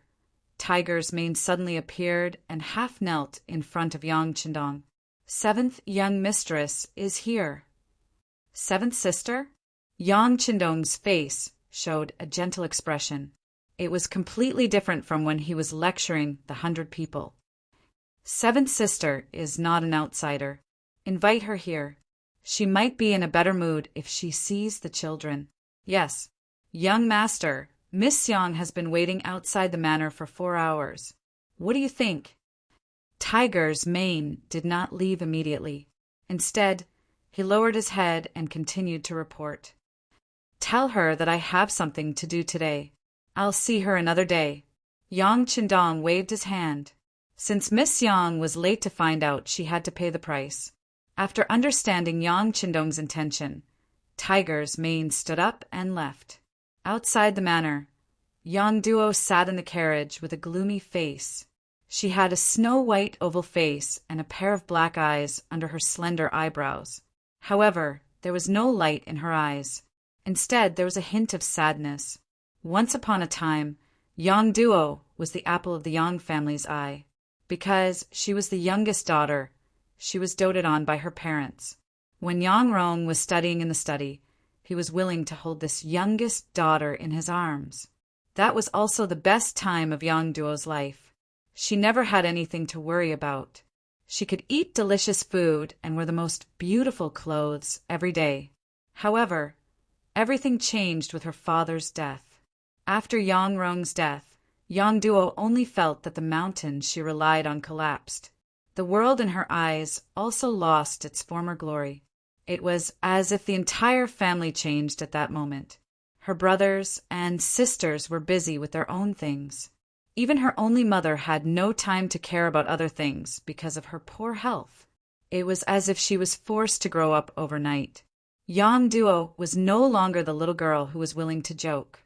She became silent until she grew up and married Wang Go. Although this marriage did not seem to be blessed by the Yang family, in Yang Duo's eyes, Wang Go was a man who relied on his own struggles to grow up.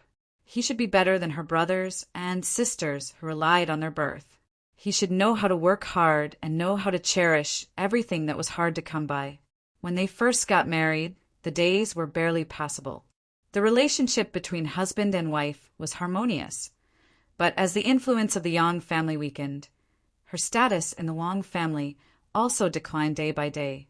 In addition, the things she knew were too few. So, in the end, she was reduced to the point where the maids in the residence dared to give her a hard time and bully her. At this moment, Yang Duo missed her father's wide embrace. However, she knew that everything was gone and could not be returned.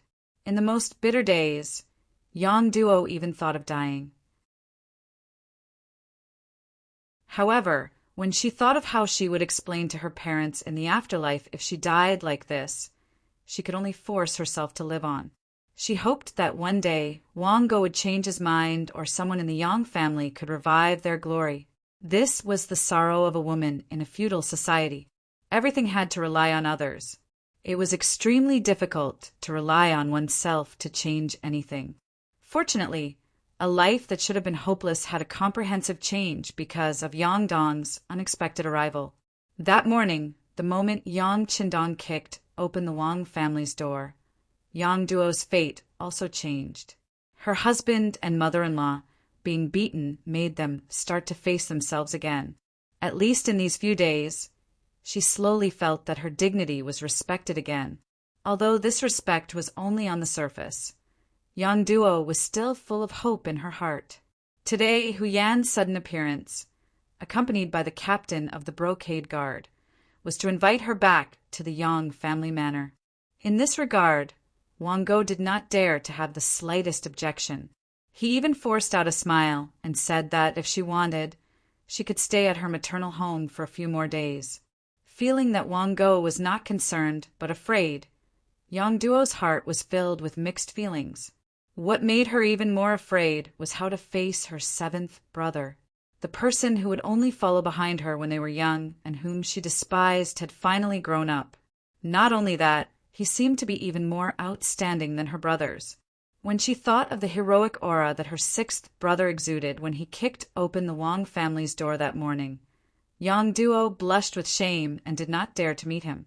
This was also why after a few days, she still did not come to the Yang family manor to take a look. In the carriage, Yang Duo was very nervous, which made Huyen, who should have been nervous, relax a lot. She began to comfort Yang Duo. Sister Duo Air, the sixth young master, is your brother and is so nervous about you. What are you afraid of? Listen to your younger sister. When you see him, you should reprimand him first to suppress his imposing manner. Huyen thought of Yang Qindong being scolded and not daring to talk back, and couldn't help but giggle. Scold sixth brother? Why? Also, what should I scold him for? Yang Duo's face was filled with confusion. Clearly, she did not understand what Huyen meant. You. Huyen put her finger to her mouth and rolled her eyes. Suddenly, she said in surprise, Scold him for beating your husband and mother-in-law. Let him give you an explanation. In short, you have to shock him first and let him know how powerful you are. Huyen's idea made Yang Duo shake her head and say, I'm not powerful. Otherwise, I wouldn't have suffered such a big loss in the Wang family. Forget it. I'd better not scold sixth brother. He beat the imperial court officials for me. He took a great risk. Huyen slowly closed her mouth. She knew that it was impossible to see Yang Qindong suffer. Seventh young lady, the young master invites you in. Outside, Ming arrived in front of the carriage. He signaled Yang Lu with his eyes, and Yang Lu replaced the original coachman. Gao Sheng was also sent far away. Yang Lu then drove the carriage into the Yang clan manor. The East faction protector, who was standing nearby, saw that the carriage was driven by the Yang family servant, so he did not come up to check. After a few days of contact, the two sides had a tacit understanding. The East faction protector and the genie guard would not take the initiative to trouble the Yang family. The Yang family's servants also followed the rules. All the carriages that came here were checked by those people, except for the Yang family's carriages. In Yang Qindong's words, this was the Yang family manor. Did the Yang family need to check their own home? What was the reason? For this matter, the East faction protector also reported the matter to Wang Zhen, but the answer he got was that since the sixth young master said so, he would do as he said. The carriage smoothly drove into the Yang family manor. Through the curtain of the carriage, Huyen looked out curiously. However, it didn't seem to be any different from the other manors, which made her feel a little disappointed. It was not until the carriage drove into the square in the backyard of the Yang family manor that the scene in front of her changed. She saw 100 boys and girls wearing clothes that she had never seen before standing under the scorching sun, motionless. God, the clothes they wear are so beautiful. Huyen's gaze was deeply attracted by the scene in front of her as she spoke like a love-struck fool.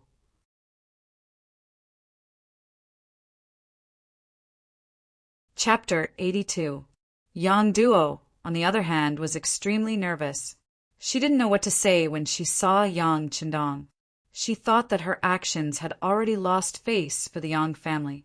She wasn't mentally prepared yet. The carriage finally stopped, not far from Yang Qindong. From here, one could clearly see Yang Qindong, dressed in green, sitting under a parasol, leisurely drinking tea. From time to time, he would look at the scene. Whenever he found someone slacking while standing, he would shout from afar. Every time this happened, the person who was shouted would straighten their body, as if their entire appearance had changed in an instant. Stop! Yang Qindong's attention was drawn to the carriage when Yang Lu shouted for it to stop. Then he came over with a smile on his face. As he walked, he said, "Seventh sister, I missed you so much." As he spoke, Yang Qindong had already arrived in front of the carriage. Then he reached out his hand and lifted the curtain of the carriage. Then he smiled and reached out his hand to touch the person in the carriage. This was originally Yang Qindong's way of welcoming seventh sister. He hoped that a joke would make her relax.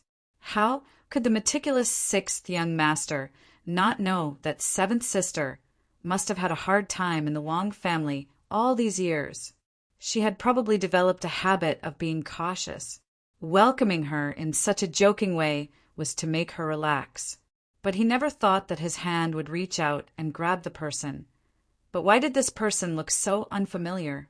Her skin was whiter than snow, and her eyes were like a pool of clear water. When she looked around, she had an elegant and noble temperament. Her eyes were very big, and her eyelashes were very long. At this moment, she was blinking and looking at him. That cute and chubby little face was as red as an apple. In fact, Huyen really did not expect this to happen. At this time, she was also frightened by the scene in front of her. When a pair of big hands were stuck under her armpits, her beautiful face had already turned pale at this moment. Shwa! Yang Qindong's reaction was not slow. When he felt that he had grabbed the wrong person, he quickly retracted his hand and immediately bowed his head to apologize. "I'm sorry, Mississippi. I thought it was my seventh sister. I'm here." A timid voice sounded. Yang Duo popped her head out from behind Huyen, who was still in a panic. "Sixth brother, this is Miss Huyen, Lord Huzhongning's daughter." As if she felt the awkward atmosphere, Yang Duo hurriedly introduced Huyen's identity. Hearing seventh sister say that this girl was Huyen, Yang Qindong could not help sizing her up a few more times. She was indeed a great beauty. In terms of looks, she was similar to Zhao Liying, but her body was more voluptuous. "So it's Miss Hu. My apologies." Yang Qindong's reaction was fast. After knowing Huyen's identity, he immediately changed into a polite appearance, making people unable to get angry even if they wanted to. Yang Qindong took the initiative to apologize, which made Huyen a little embarrassed. She really didn't mean it. In addition, she had been educated since she was young. No matter what, she was still a daughter of a noble family. Of course, it was not good for her to blame the other party for such a thing. Huyen's face was red like the sunset. She softly said, "Hello, sixth young master." "Hello, hello." Yang Qindong quickly returned to normal.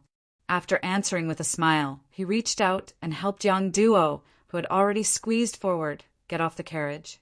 As for Huyen, Yang Qindong did not want to offend her.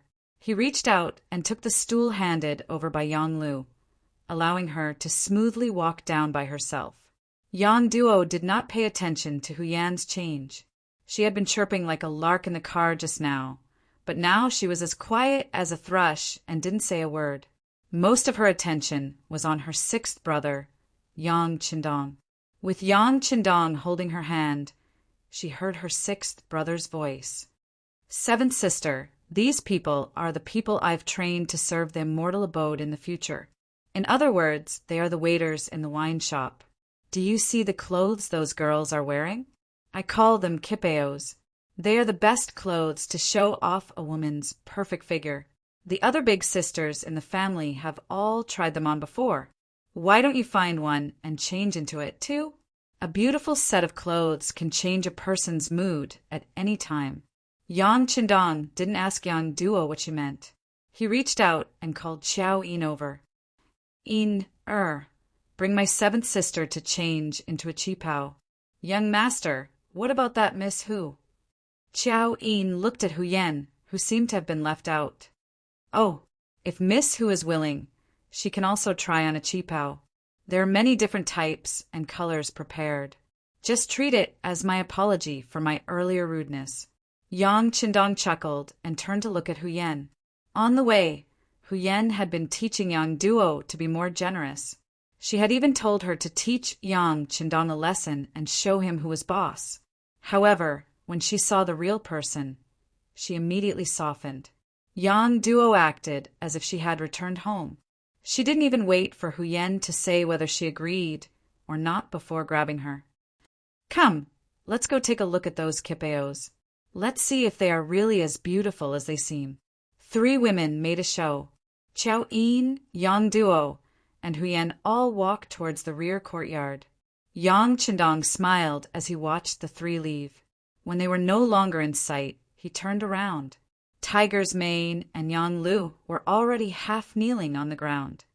"Didn't you check the carriage before?" Clearly, Yang Qindong was reprimanding them for their earlier rudeness to Hu Yan. It is this subordinate's dereliction of duty.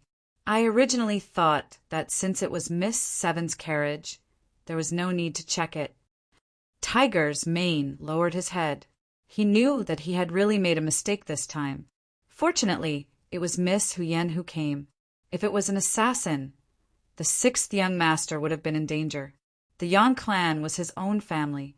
There was no need to check. This was Yang Qindong's previous order. There was nothing wrong with them following orders. For a moment, the sixth young master couldn't punish them. He could only shake his head and say, "Forget it. This won't happen again. In the future, we still have to check the carriage. At the very least, we can't let any bad people sneak in. Also, have you prepared the people I asked you to prepare to serve Miss Seven? They are ready. They are in the rear courtyard. I'll tell them to get ready immediately." Tiger's mane knew that this matter was over. However, he definitely couldn't be so careless next time. "Good. Go and tell them to get ready." Yang Qindong nodded. Then, as if he had thought of something, he asked, "That's right. Do you know why Miss Hu Yan came here?" From the information he received from the security bureau, he already knew that Hu Yan was paying attention to him. Yang Qindong narcissistically thought that the other party probably had a good impression of him. However, even if she had a good impression of him, it was impossible for her to directly come to his door. At that time, girls weren't that open. This was especially true for young ladies of noble families. They were extremely reserved. "I don't know." Tiger's mane shook his head. Although the capital's security bureau's capabilities were constantly increasing after investing a large amount of money, he still didn't know what had just happened to the Hu clan.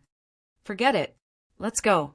With the idea of taking things one step at a time, Yang Qindong had Tiger's mane and the others leave. As for himself, he returned to the large umbrella. His gaze fell on the 100 young men and women who were still practicing their stances in the distance. In the fitting room in the backyard, Qiao Yin and the other 2 women were currently seriously choosing the most suitable qipao for them. Among the 3, it wasn't Qiao Yin's first time in this room. She was also the first to choose. It was a set of sapphire blue qipao that represented purity. When paired with her petite face, it appeared very cute. Yang Duo chose a yellow qipao with golden edges. She was tall to begin with, so wearing it on her slim body made her look even more elegant. Hu Yan took the longest time to choose. In her eyes, it seemed that every one of them was very beautiful. In front of her were beautiful clothes that she had never seen before. In the end, she still chose a white qipao. This was a color that went with all kinds of colors. When worn, it gave off a pure and flawless color that didn't even have a speck of dust. In the fitting room, there were several mirrors that were said to be divine objects in the palace. It was very good for them to see their own style through these mirrors. Of course, these mirrors couldn't be leaked out yet. Qiao Yin also explained this point to the 2 women. Otherwise, the mirrors in the palace wouldn't seem so noble and mysterious. However, Qiao Yin also said that mirrors like these would be circulated in the market in the future. It was just that there wouldn't be a lot of them. In accordance with the principle of rare things being valuable, this would show off their nobility. As for the mirrors, the 2 women only looked at them curiously. If it was any other time, perhaps they would be attracted. However, right now their attention was completely diverted by the qipao on their bodies. Right now they were looking at themselves as if they had just met each other. In their minds, they never thought that one day they would be so beautiful. To say something narcissistic at this moment, even they were attracted to themselves. All right. Seeing Hu Yan and Yang Duo spin in front of the mirrors who knew how many times, Qiao Yin smiled like a flower and said, "The ugly daughter-in-law will have to see her parents-in-law sooner or later. Let's let the young master take a look and let him give his opinion." The young master said that women wear beautiful clothes for others to see. As a man, his opinion will be more pertinent. Therefore, they have more authority and qualifications to judge. These words caused Huyen to immediately cover her mouth and chuckle. The Dong Shuai is really something. He clearly wants to take advantage of others, yet he still makes the reason sound so dignified. Oh, could it be that miss who is afraid of letting the young master see your current appearance? As a woman, Qiao Yin had long felt that Huyen looked at the young master differently. However, she was already prepared to share the young master with others. Furthermore, with her status, she would be very happy if she could be a bed-warming maid in the future. Naturally, she didn't have the authority to be jealous of others.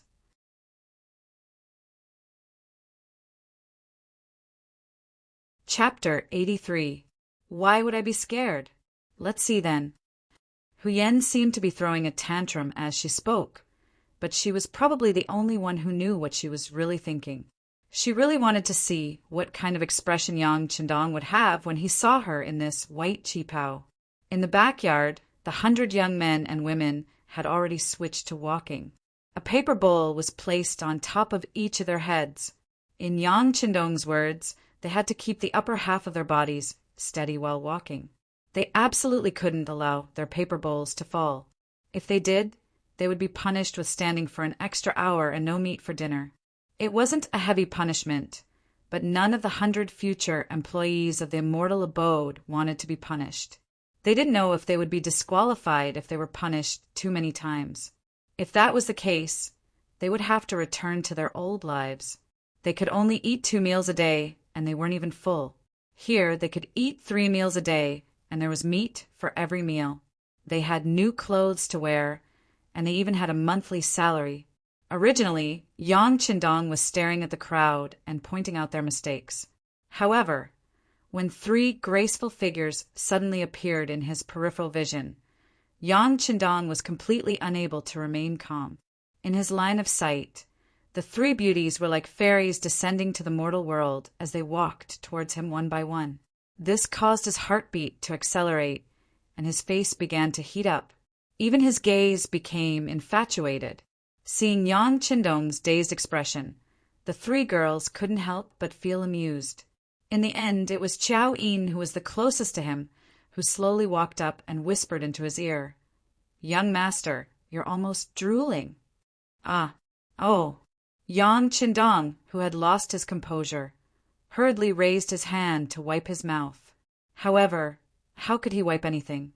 Only then did he realize that Qiao Yin was teasing him.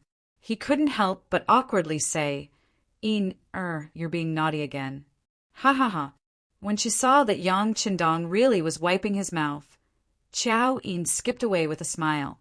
This scene also caused Yang Duo and Huyen to cover their mouths and laugh. "Humph, you actually dare to laugh at this young master?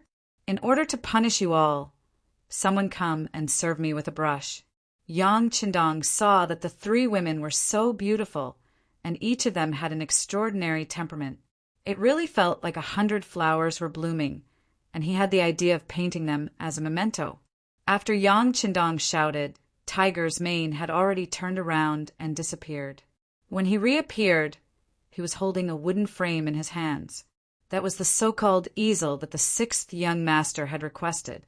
Does Yang Qindong know how to draw? Naturally, the answer was yes.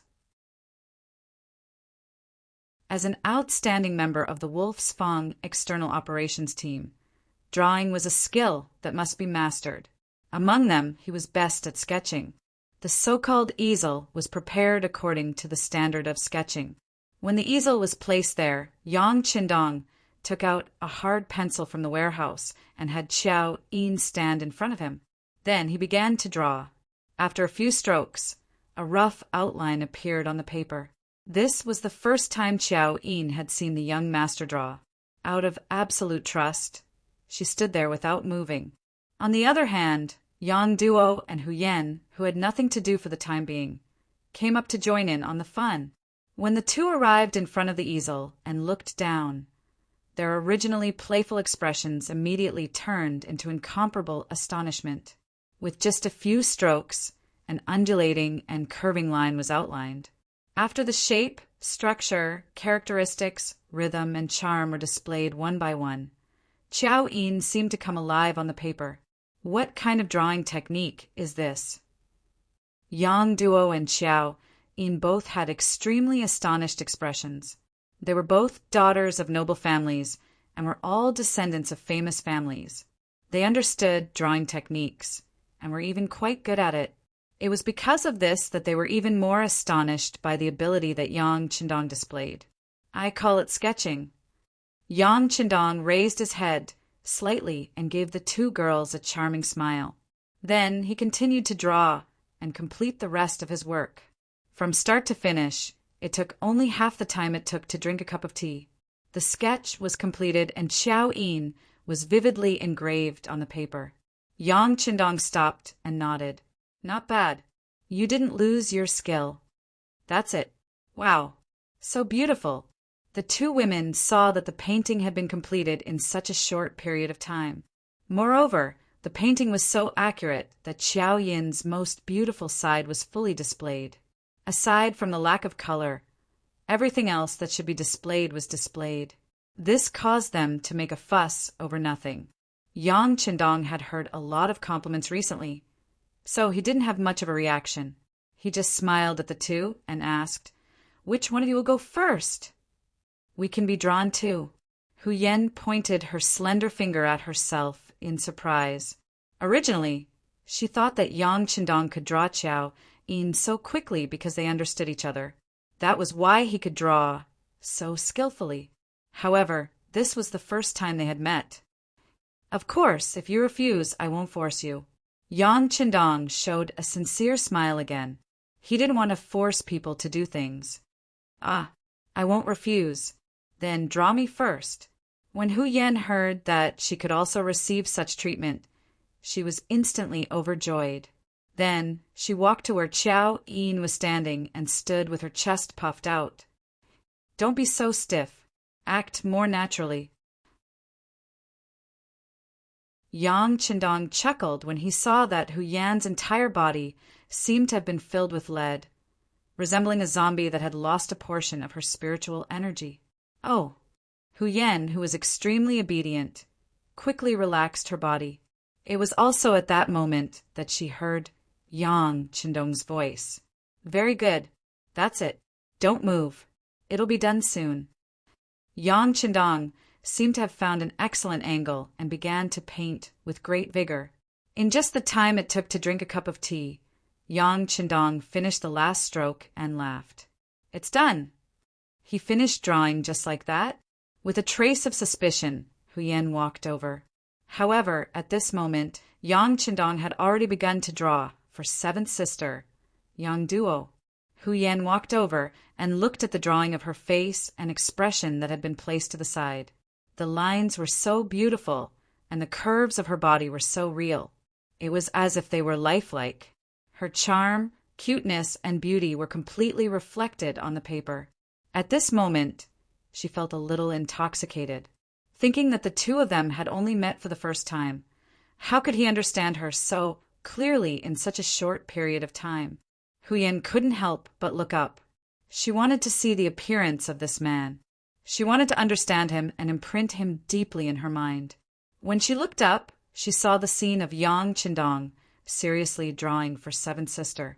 People say that people who work seriously are the most beautiful because, at that time, their whole body is focused and full of charm. When she looked up, she saw this scene.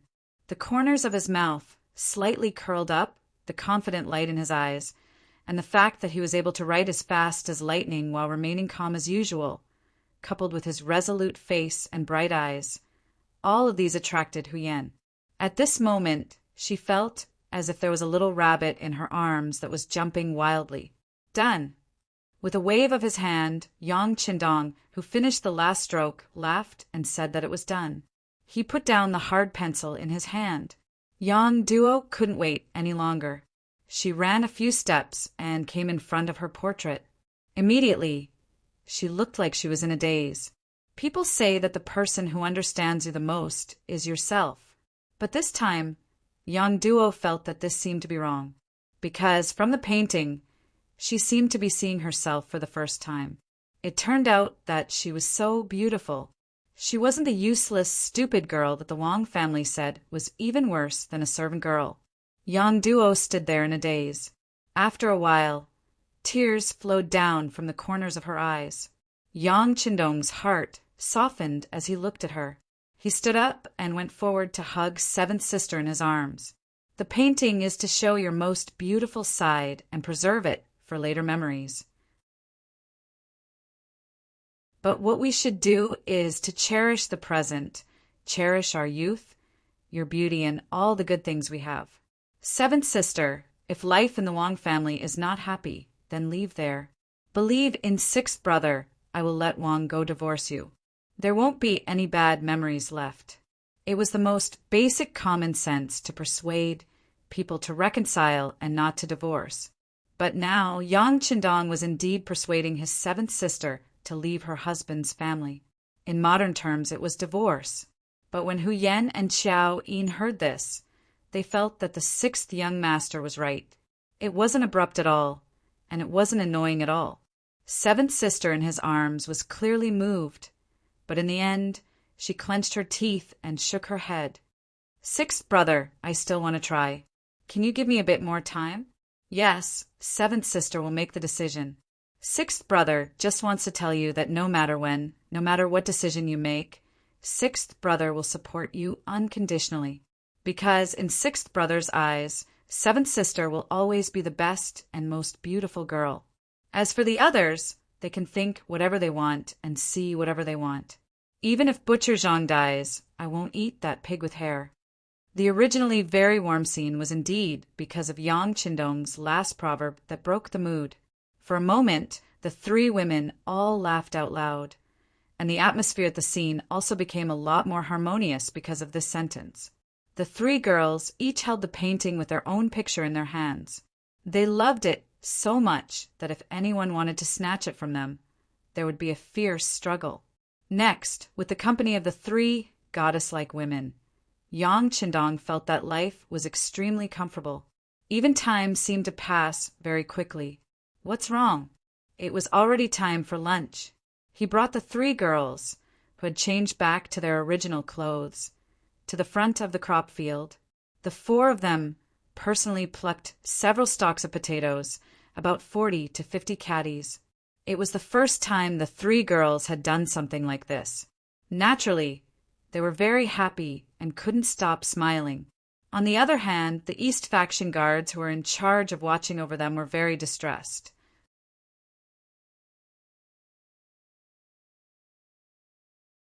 Chapter 84. Their duty was to guard this place. Without orders from above, no one was allowed to casually approach this place and pick the fruits. However, the orders given by the higher-ups depended on the person involved. For example, Yang Qindong, the discoverer and cultivator, was definitely not an exception.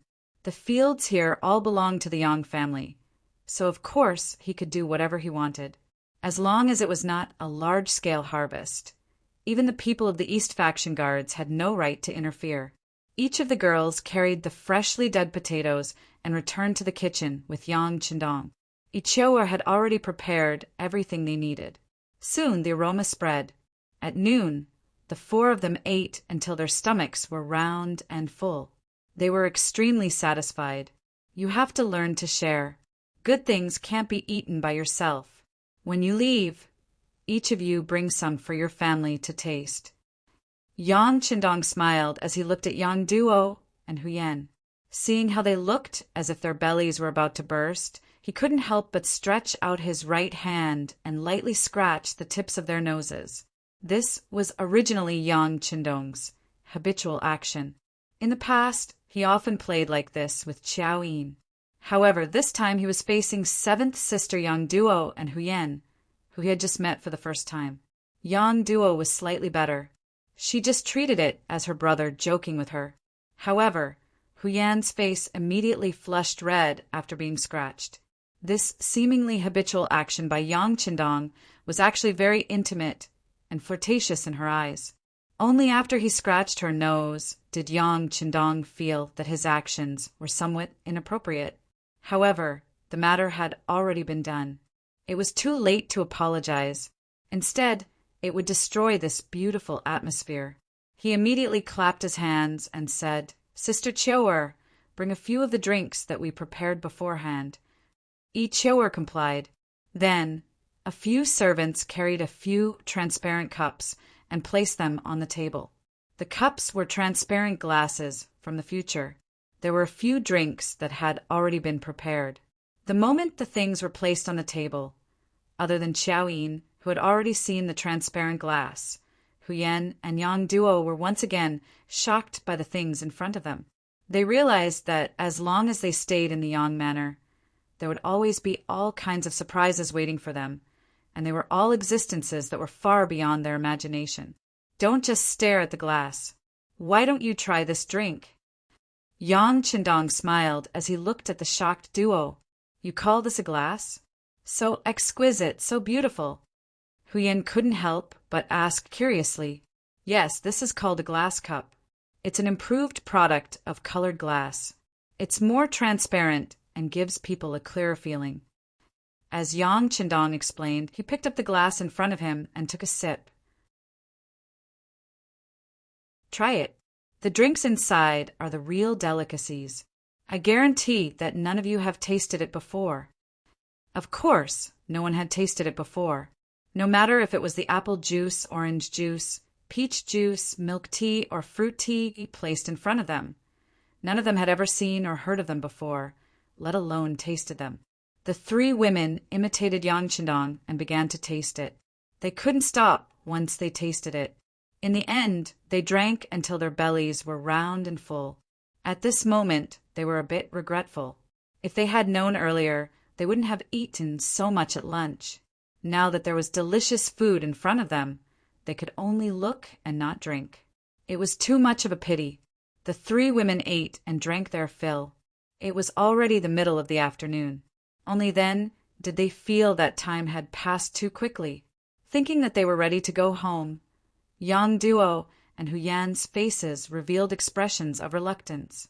Seeing the two's intentions, Yang Qindong said to Yang Duo, "Seventh sister, this is your maiden home. If you don't want to go back, just stay here." This was something that Yang Qindong could only say to Yang Duo, but he couldn't do anything about Huyan. If he were to ask her to stay, he would definitely be treated as a lecher. He was afraid that when night fell, Hu Zhongning would kill him with a knife. "Thank you, sixth brother.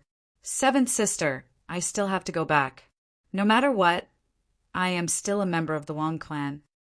Yang Duo shook her head and rejected Yang Qindong's good intentions. However, from her words, it could be heard that she was somewhat moved by the sixth young master's suggestion. That's right. Instead of wasting her youth and beauty on Wang Go, who didn't know how to cherish himself, why not learn to be herself? Were other people's opinions really that important? Knowing that seventh sister wanted to be strong, before she made a decision, she had to do her own part. Yang Qindong couldn't persuade her anymore. However, he was not completely unprepared. He clapped his hands 3 times in the air, and then 10 young girls dressed like maids came in from outside. Looking at the 10 girls walking over, Yang Duo and Huyen were stunned. Even Xiaoyin, who didn't understand, looked at Yang Qindong with a puzzled expression. She didn't understand what the young master wanted to do. "The 10 of you, listen up. In the future, my 7th sister, Yang Duo, will be your master. You have to serve her with all your heart. Every month, this young master will give you 2 taels of silver as a monthly allowance. During festivals, your family will also receive some rice, noodles, and meat. In short, you will not be treated unfairly.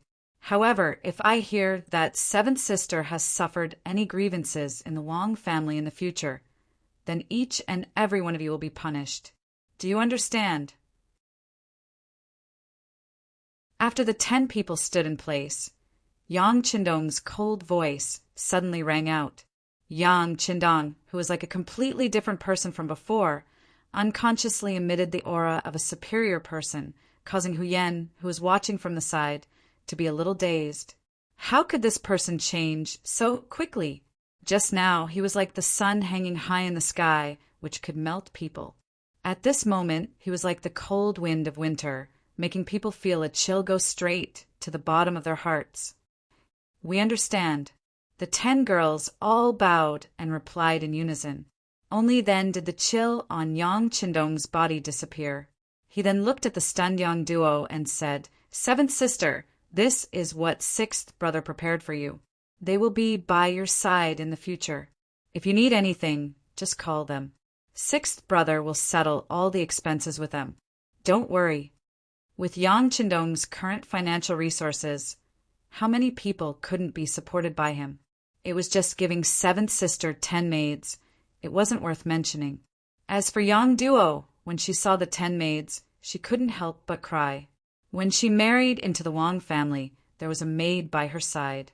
Unfortunately, after a serious illness, the maid couldn't survive and died. Only she was left alone. When she was bullied, she could only silently endure it in her heart. Ever since sixth brother appeared, everything had changed. The Wang family no longer dared to scold and beat her like before. Not only that, there were now 10 more maids. This was equivalent to raising her status all of a sudden. As such, she no longer had to worry about others giving her a hard time. This time, she truly felt the warmth of a family. "Sixth brother, thank you." She stretched out her hand and tightly patted Yang Qindong's big hand. "Haha, seventh sister, you are my biological sister. Doing anything for you is what I should do. Oh, right, when you leave in the future, bring some things back. With these 10 maids, 1,000 taels a month won't be enough. I'll give you double. 2,000 taels shouldn't be a problem. When the time comes, don't have the money to reward them. That would be too embarrassing. Also, prepare some food and clothes. If you are in a bad mood, don't eat with the Yang family and just cook for yourself. But there is one thing you must not tell the other sisters. Otherwise, they will say that sixth brother favors one and discriminates against the other." When he said the last sentence, Yang Qindong had a bitter expression, as if he had suffered a great grievance. Yang Duo, who was originally very touched, was about to cry again. However, when she heard that she couldn't tell the other older sisters, she immediately pursed her lips and smiled. At that moment, she really looked back and smiled charmingly, making the 6 palaces pale in comparison. However, after laughing, Yang Duo still shook her head. "You'll be paying for these maids' expenses." "Seventh sister, why would I need so much money? 1,000 taels a month is more than enough to spend." Yang Duo wanted to refuse, but unexpectedly, Qiao Yin spoke up. "Seventh young lady, this is a small token of appreciation from the young master. You should accept it." Qiao Yin's identity was only Yang Qindong's personal maid. Logically speaking, she didn't have the qualifications to speak up in this kind of situation. But everyone could see that the 6th young master's attitude towards her was very unusual. If things didn't go well, she might become a concubine in the future.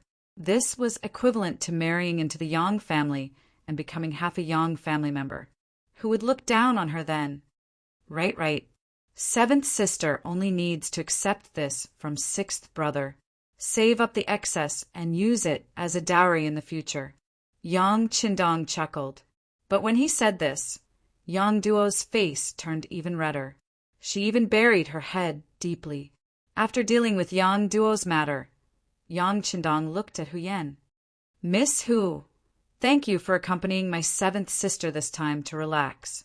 In order to express my gratitude, I have prepared some things. I'll have to trouble you to bring them along when you leave."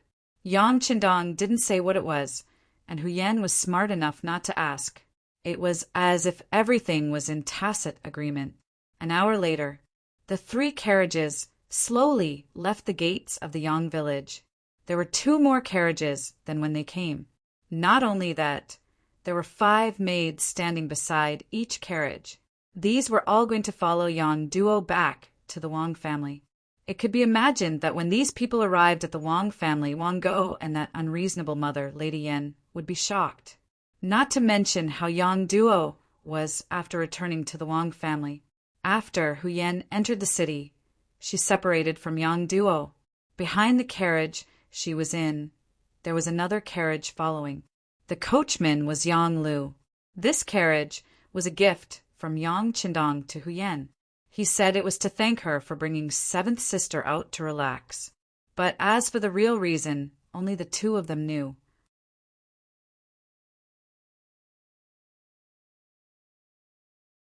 Chapter 85. Hu Yan, who was sitting in the carriage, had a look of joy on her face. She even thought shyly that this wouldn't be the engagement gift from Dong Shuai, right?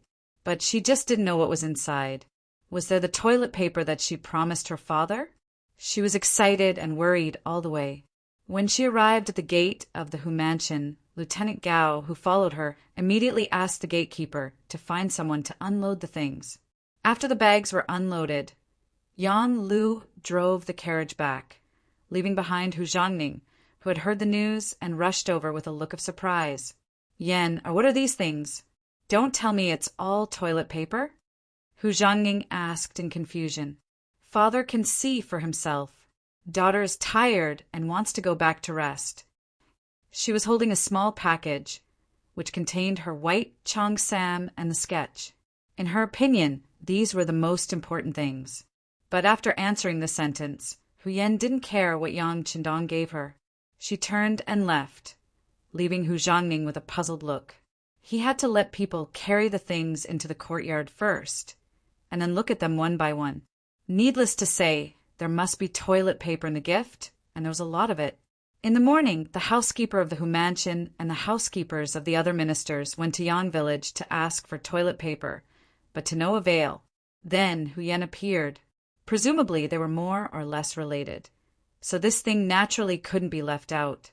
Not only that, but there were also other good things sent, such as toothpaste, toothbrush, soap, cosmetics, and so on. There were also food, such as freshly dug potatoes and boxes of canned fish.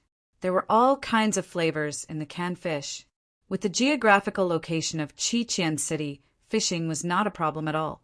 As long as this thing was sealed well and the taste was unique, there would naturally be no problems. The things were opened one by one, and Hu Zhangning sighed. This young Shima was really generous. Of course, what made him the happiest was that these were all obtained by Hu Yan. Did that mean that this kid also took a fancy to his daughter? Whether it was a match in terms of social status or talent, it seemed that the marriage between the two families was more suitable. 100 Flowers Hall. Yesterday, after the two songs were played, the reputation of this place went up a notch. Tonight, there were even more people coming, which made the head procuress, Mu Lily, smile all night long. It was a pity that there were too few tables in 100 Flowers Hall, and the place was not big enough. Otherwise, she would be able to earn more money. Just like before, the moment the two songs were played, everyone on the stage cheered. At the same time, voices urging them to stay rose and fell, as if they wanted to flip the roof of 100 Flowers Hall over. However, Madame Shui paid no attention to this and continued to walk down the platform. There were a total of 2 new songs. If she sang them over and over again, she was afraid that sooner or later she would get tired of listening to them. This was not what she wanted. Madame Shui walked down the platform. Many people in the crowd disagreed with her. They all shouted to express their dissatisfaction.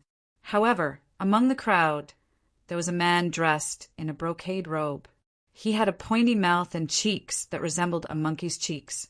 Instead, he used all of his strength to raise his hands and flip the table in front of him to the ground. Following that, he shouted, "This general didn't allow you to leave? You can try to leave." The big movement of the table being flipped naturally attracted countless people's attention. For a moment, the hall became quiet. Even Madame Shui, who was about to leave, could not help but stop and look back. It was precisely this glance that caused him to be filled with terror. She knew that man. It was Shi Sheng, the Qianhu of the embroidered uniform guard. When it came to Shi Sheng, not many people knew of him. However, when it came to his elder brother, very few people didn't know of him. He was the eunuch Shi Ning, the eunuch who betrayed the great Ming dynasty and was executed by 1,000 cuts. However, the change of the Tumu castle had not happened yet. Naturally, Shi Ning was still in power and was even favored by the emperor. He also had a good relationship with Wang Zhen, the chief steward of the ceremony directorate. With such a powerful elder brother, Shishing naturally did things without scruples. In addition, he was a Qianhu of the embroidered uniform guard, which made him even more domineering. Just last year, he bullied Zhang Fu, the Duke of Ying, who had been a senior official for several dynasties and made outstanding contributions to the army. Zhang Fu did not dare to say anything and had a lot of land taken away from him. Today he was here and flipped the table. How could the others not be shocked when they saw him? Especially Zhang De, the second son of Zhang Fu, who was in the crowd. Although his eyes were full of hatred, he did not have the courage to intervene in this matter. Even Duke Ying's son did not dare to intervene. Seeing this, the others could only endure and did not dare to say a word.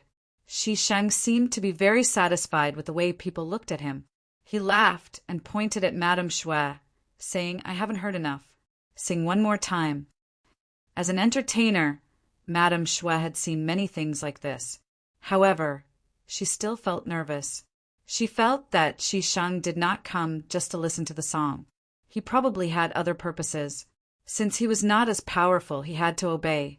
Seeing Shisheng's domineering and arrogant attitude, Madame Shui knew that she could not avoid it today. She had to force a smile and bow to him.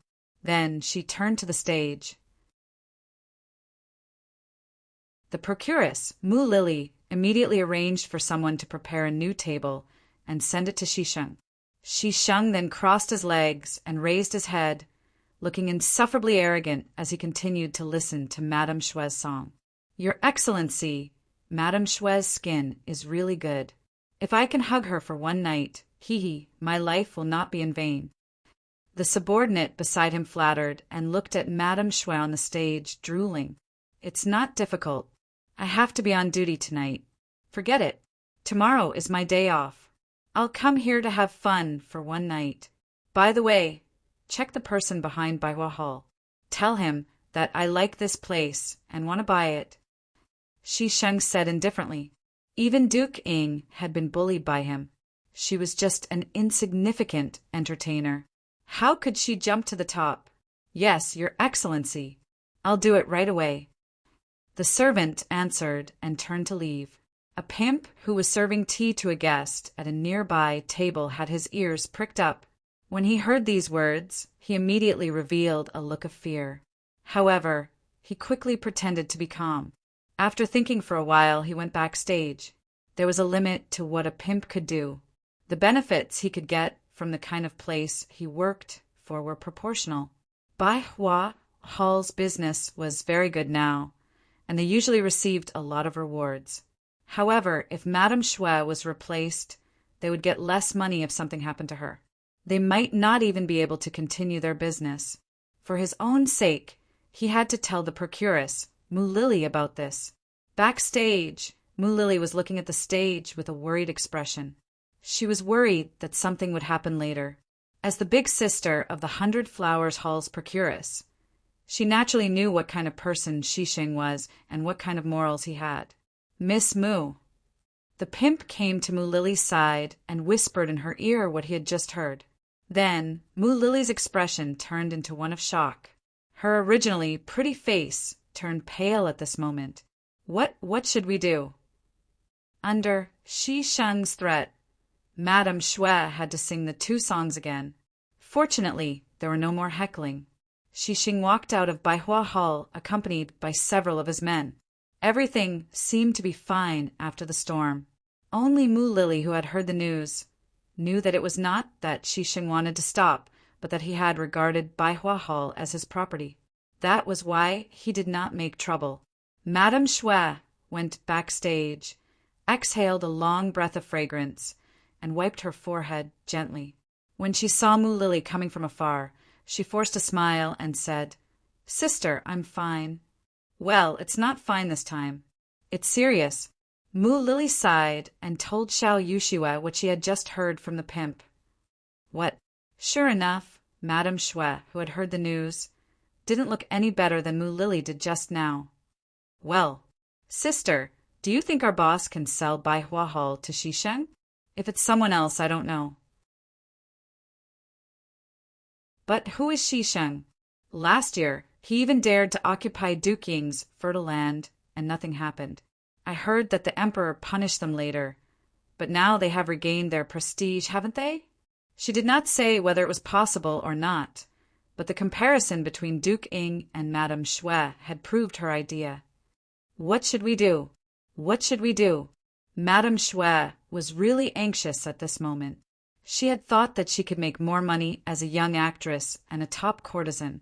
In this way, even if she was old and could not sing anymore, she would have enough money to spend the rest of her life. She could even find a good man to marry, as long as she kept her chastity. But all of this seemed to have become a flower in the mirror, the moon in the water.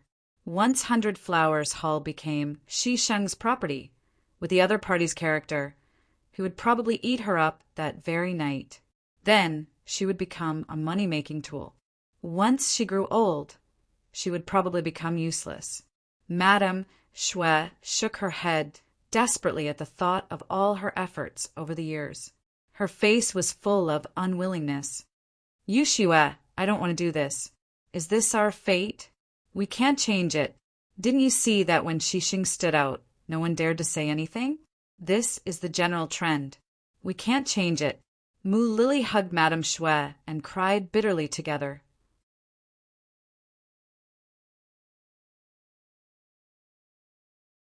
Chapter 86.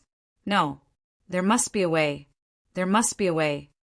Lady Snow shook her head, unwilling to accept such a fate.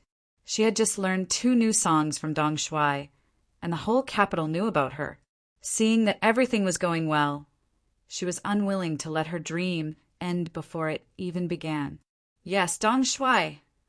For some reason, Yang Qindong's handsome and confident face flashed through Lady Snow's mind. The capital in the 9th month was not as hot as it was during the day at night, and when the cold wind blew, one would feel a chill.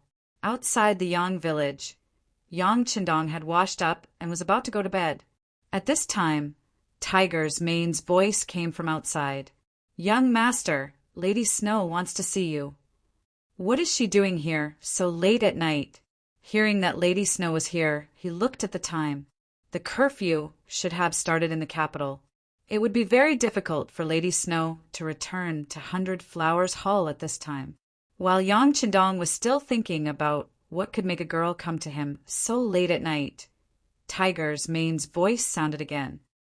"Young master, do you need me to wake Xiao Yin up and ask her to come?" "No need."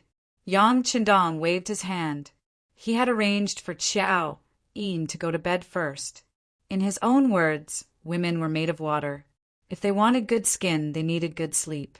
It was precisely this sentence that caused this habit to become a natural one. Unless there was something special, Xiao Yin would go to bed early. Right now, Xiao Yin was probably already asleep. Without knowing what the other party wanted, it wouldn't be appropriate to rashly wake Xiao Yin up. Forget it. Bring her to the study. Yang Qindong thought for a while, put on his coat, and then strolled toward the study. When Tiger's Mane took Lady Snow to the study, Yang Qindong was writing something with his head down. If someone was there, they would know that he was writing a classic play, The Legend of the White Snake, which was later made into a TV series and remade several times. It was also called The New Legend of the White Snake. Madame Snow was brought in. She was wrapped in a long robe, but she was wearing a pair of embroidered shoes that were convenient for walking on the platform. It could be seen that she had come out in a hurry. "Is something the matter?" She slowly raised her head and looked at Madame Shui from head to toe. She sighed that no matter what she dressed up, she could always attract men's attention. Madame Shui, who had been afraid and anxious, calmed down a lot after Yang Qindong looked at her. She didn't know why, but when she thought of the problems that 100 Flowers Hall might face, she knelt on the ground with a plop. "Dong Shui, save me. Please save Lady Shui." If there's anything, get up and talk." Yang Qindong put down the writing brush in his hand, and looked at Madame Snow. "What's the matter? Tell me in detail." Madame Snow lowered her head and cried. She was really pitiful. While crying softly, she told him what had happened in 100 Flowers Hall in the evening. She also told him what the pimp had overheard and what Mu Lily had said to her. Shi Sheng. When Yang Qindong heard the name, he felt it was familiar, but he had only been in the capital for a few days. How could he know everyone? In particular, Shi Sheng was just a Qianhu of the Brocade Guard, a nobody in his eyes. Seeing Yang Qindong's confusion, Tiger's Mane, who was standing next to him, quickly took out a book. After searching for a while, he found Shi Sheng's name. He handed the book to Yang Qindong. "Young master, please take a look." He took the book and saw Shi Sheng's name. The investigation of the Security Bureau was written on it. Humph! What the hell? When Yang Qindong saw that Shi Sheng had a brother named Shi Ning, he remembered this person. Shi Ning was a famous traitor in history. Because of him, the capital was almost captured. Seriously speaking, if Yu Qian hadn't stood up for him, the whole capital would have fallen because of him. At that time, the history of the great Ming dynasty would have been rewritten. When Yang Qindong got angry, Tiger's Mane naturally emitted a murderous aura. "Young master, do you need me to go to the city now to find this person?" And then Madame Snow knelt in front of him. Obviously, she couldn't see Tiger's Mane's beheading gesture, but Yang Qindong saw it clearly. "No, it's not necessary. At this time, you still have to go to the city. However, I'm afraid that you'll still have to make a trip into the city. Do you know who the current owner of 100 Flowers Hall is?" "Young master, it's Fan Ling. He was the vice director of the Ministry of War, a secondary class level 5 official. His father used to be the minister of Honglu Temple." As expected of the director of the Security Bureau, Tiger Shine, who had slowly gotten into his role, quickly reported the other party's identity. Of course, all this had a close relationship with 100 Flowers Hall that Yang Qindong had paid attention to. Find him, and by Madame Snow's slave contract. Yang Qindong made a decision after a short hesitation. It was not the right time to have a direct conflict with a villain like Shi Sheng. At least he couldn't look for trouble. There was only one way to solve the problem, which was to buy Madame Snow. In this way, even if Shi Sheng got 100 Flowers Hall, he would only get an empty shell. Yes, Tiger's Mane immediately understood the meaning of the 6th young master. He answered and turned to leave. "Wait," Madame Snow suddenly said. She came to Yang Qindong for help, but it was just an impulsive act. She didn't have any hope. Dong Shuai was powerful, but he was only talented. Compared to power, he was much weaker. She didn't think that the 6th young master could do anything to Shi Sheng, who even Duking, a hero of the great Ming dynasty, couldn't afford to offend. However, she never thought that Yang Qindong would agree to her request so easily. Moreover, he even wanted to buy her slave contract directly. Amidst his excitement, he thought of his elder sister, Mu Lily. If he left and his elder sister did not, he could imagine how Shi Sheng would treat him. It would be a fate worse than death. There was also her maid Xiaowei. She had been using her for so many years, so she couldn't give her up. At this time, Madame Snow didn't realize that she came to ask for help. She didn't have such awareness. She just thought about how to take her family members to her side, so she shouted, "Wait! Is there anything else?" Yang Qindong looked at Madame Snow with a puzzled expression. Did she still want to stay in 100 Flowers Hall? If so, it would be more difficult to help her.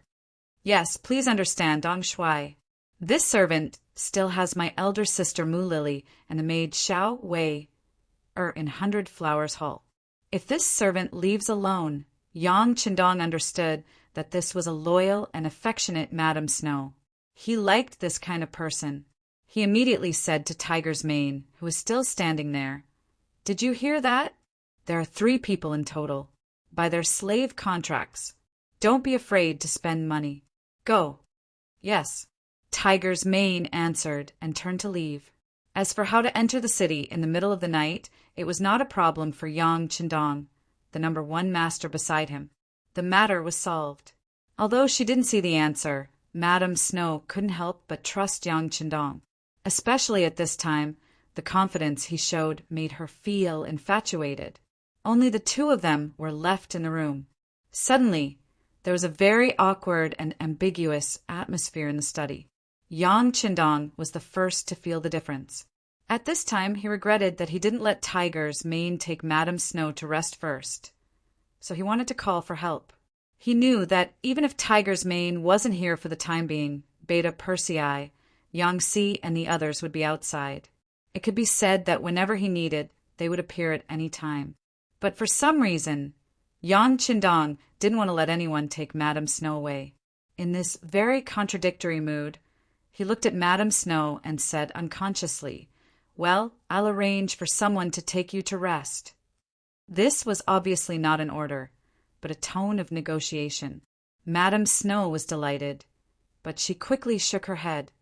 "No, I'm not sleepy now. What are you writing, Dong Shuai?" After saying this, Madame Snow stood up and walked to Yang Qindong leisurely. Faced with Madame Snow's approach, Yang Qindong, who could remain calm even if Mount Tai collapsed in front of him, could clearly feel his heart beating faster at this moment. In order to ease the awkwardness, he casually said, "I'm writing a story about love." "Really?" Dong Shuai's literary talent has long been known in the capital. "I wonder if I have the luck to read it first?" It seemed that she was asking, but when she finished speaking, she had taken the initiative to walk to Yang Qindong's side and bent down. Because the temperature in the study was suitable, Madame Snow had already taken off her coat and robe. At this time, she was wearing a wide-collared top. When she lowered her head, Yang Qindong saw a touch of snow, white looming in front of him. Some things couldn't be ignored just because you didn't want to. On the contrary, some things you said you didn't want to think about, but you couldn't help thinking about it in your heart. At this time, Yang Qindong was obviously the latter. His eyes followed the touch of Snow White and seemed to see 2 tall mountains. Madame Snow's skin was very white. Among all the women he knew, only Huyen could be compared with her. As the saying went, 100 ugliness could cover up 100 ugliness, not to mention that Madame Snow was a first-class beauty. Against the dim light of the oil lamp in the study, she really made people feel that they were looking at a beauty under the lamp. The more they looked at her, the more attracted they were. Madame Snow seemed to be looking down at Yang Qindong's manuscript, but in fact, she had been paying attention to his changes. Although she was a performer and not a prostitute, she had heard and seen a lot of things in the red light district, so she naturally knew how to interact with men. You're tuning in to the Thunder Spear YouTube channel.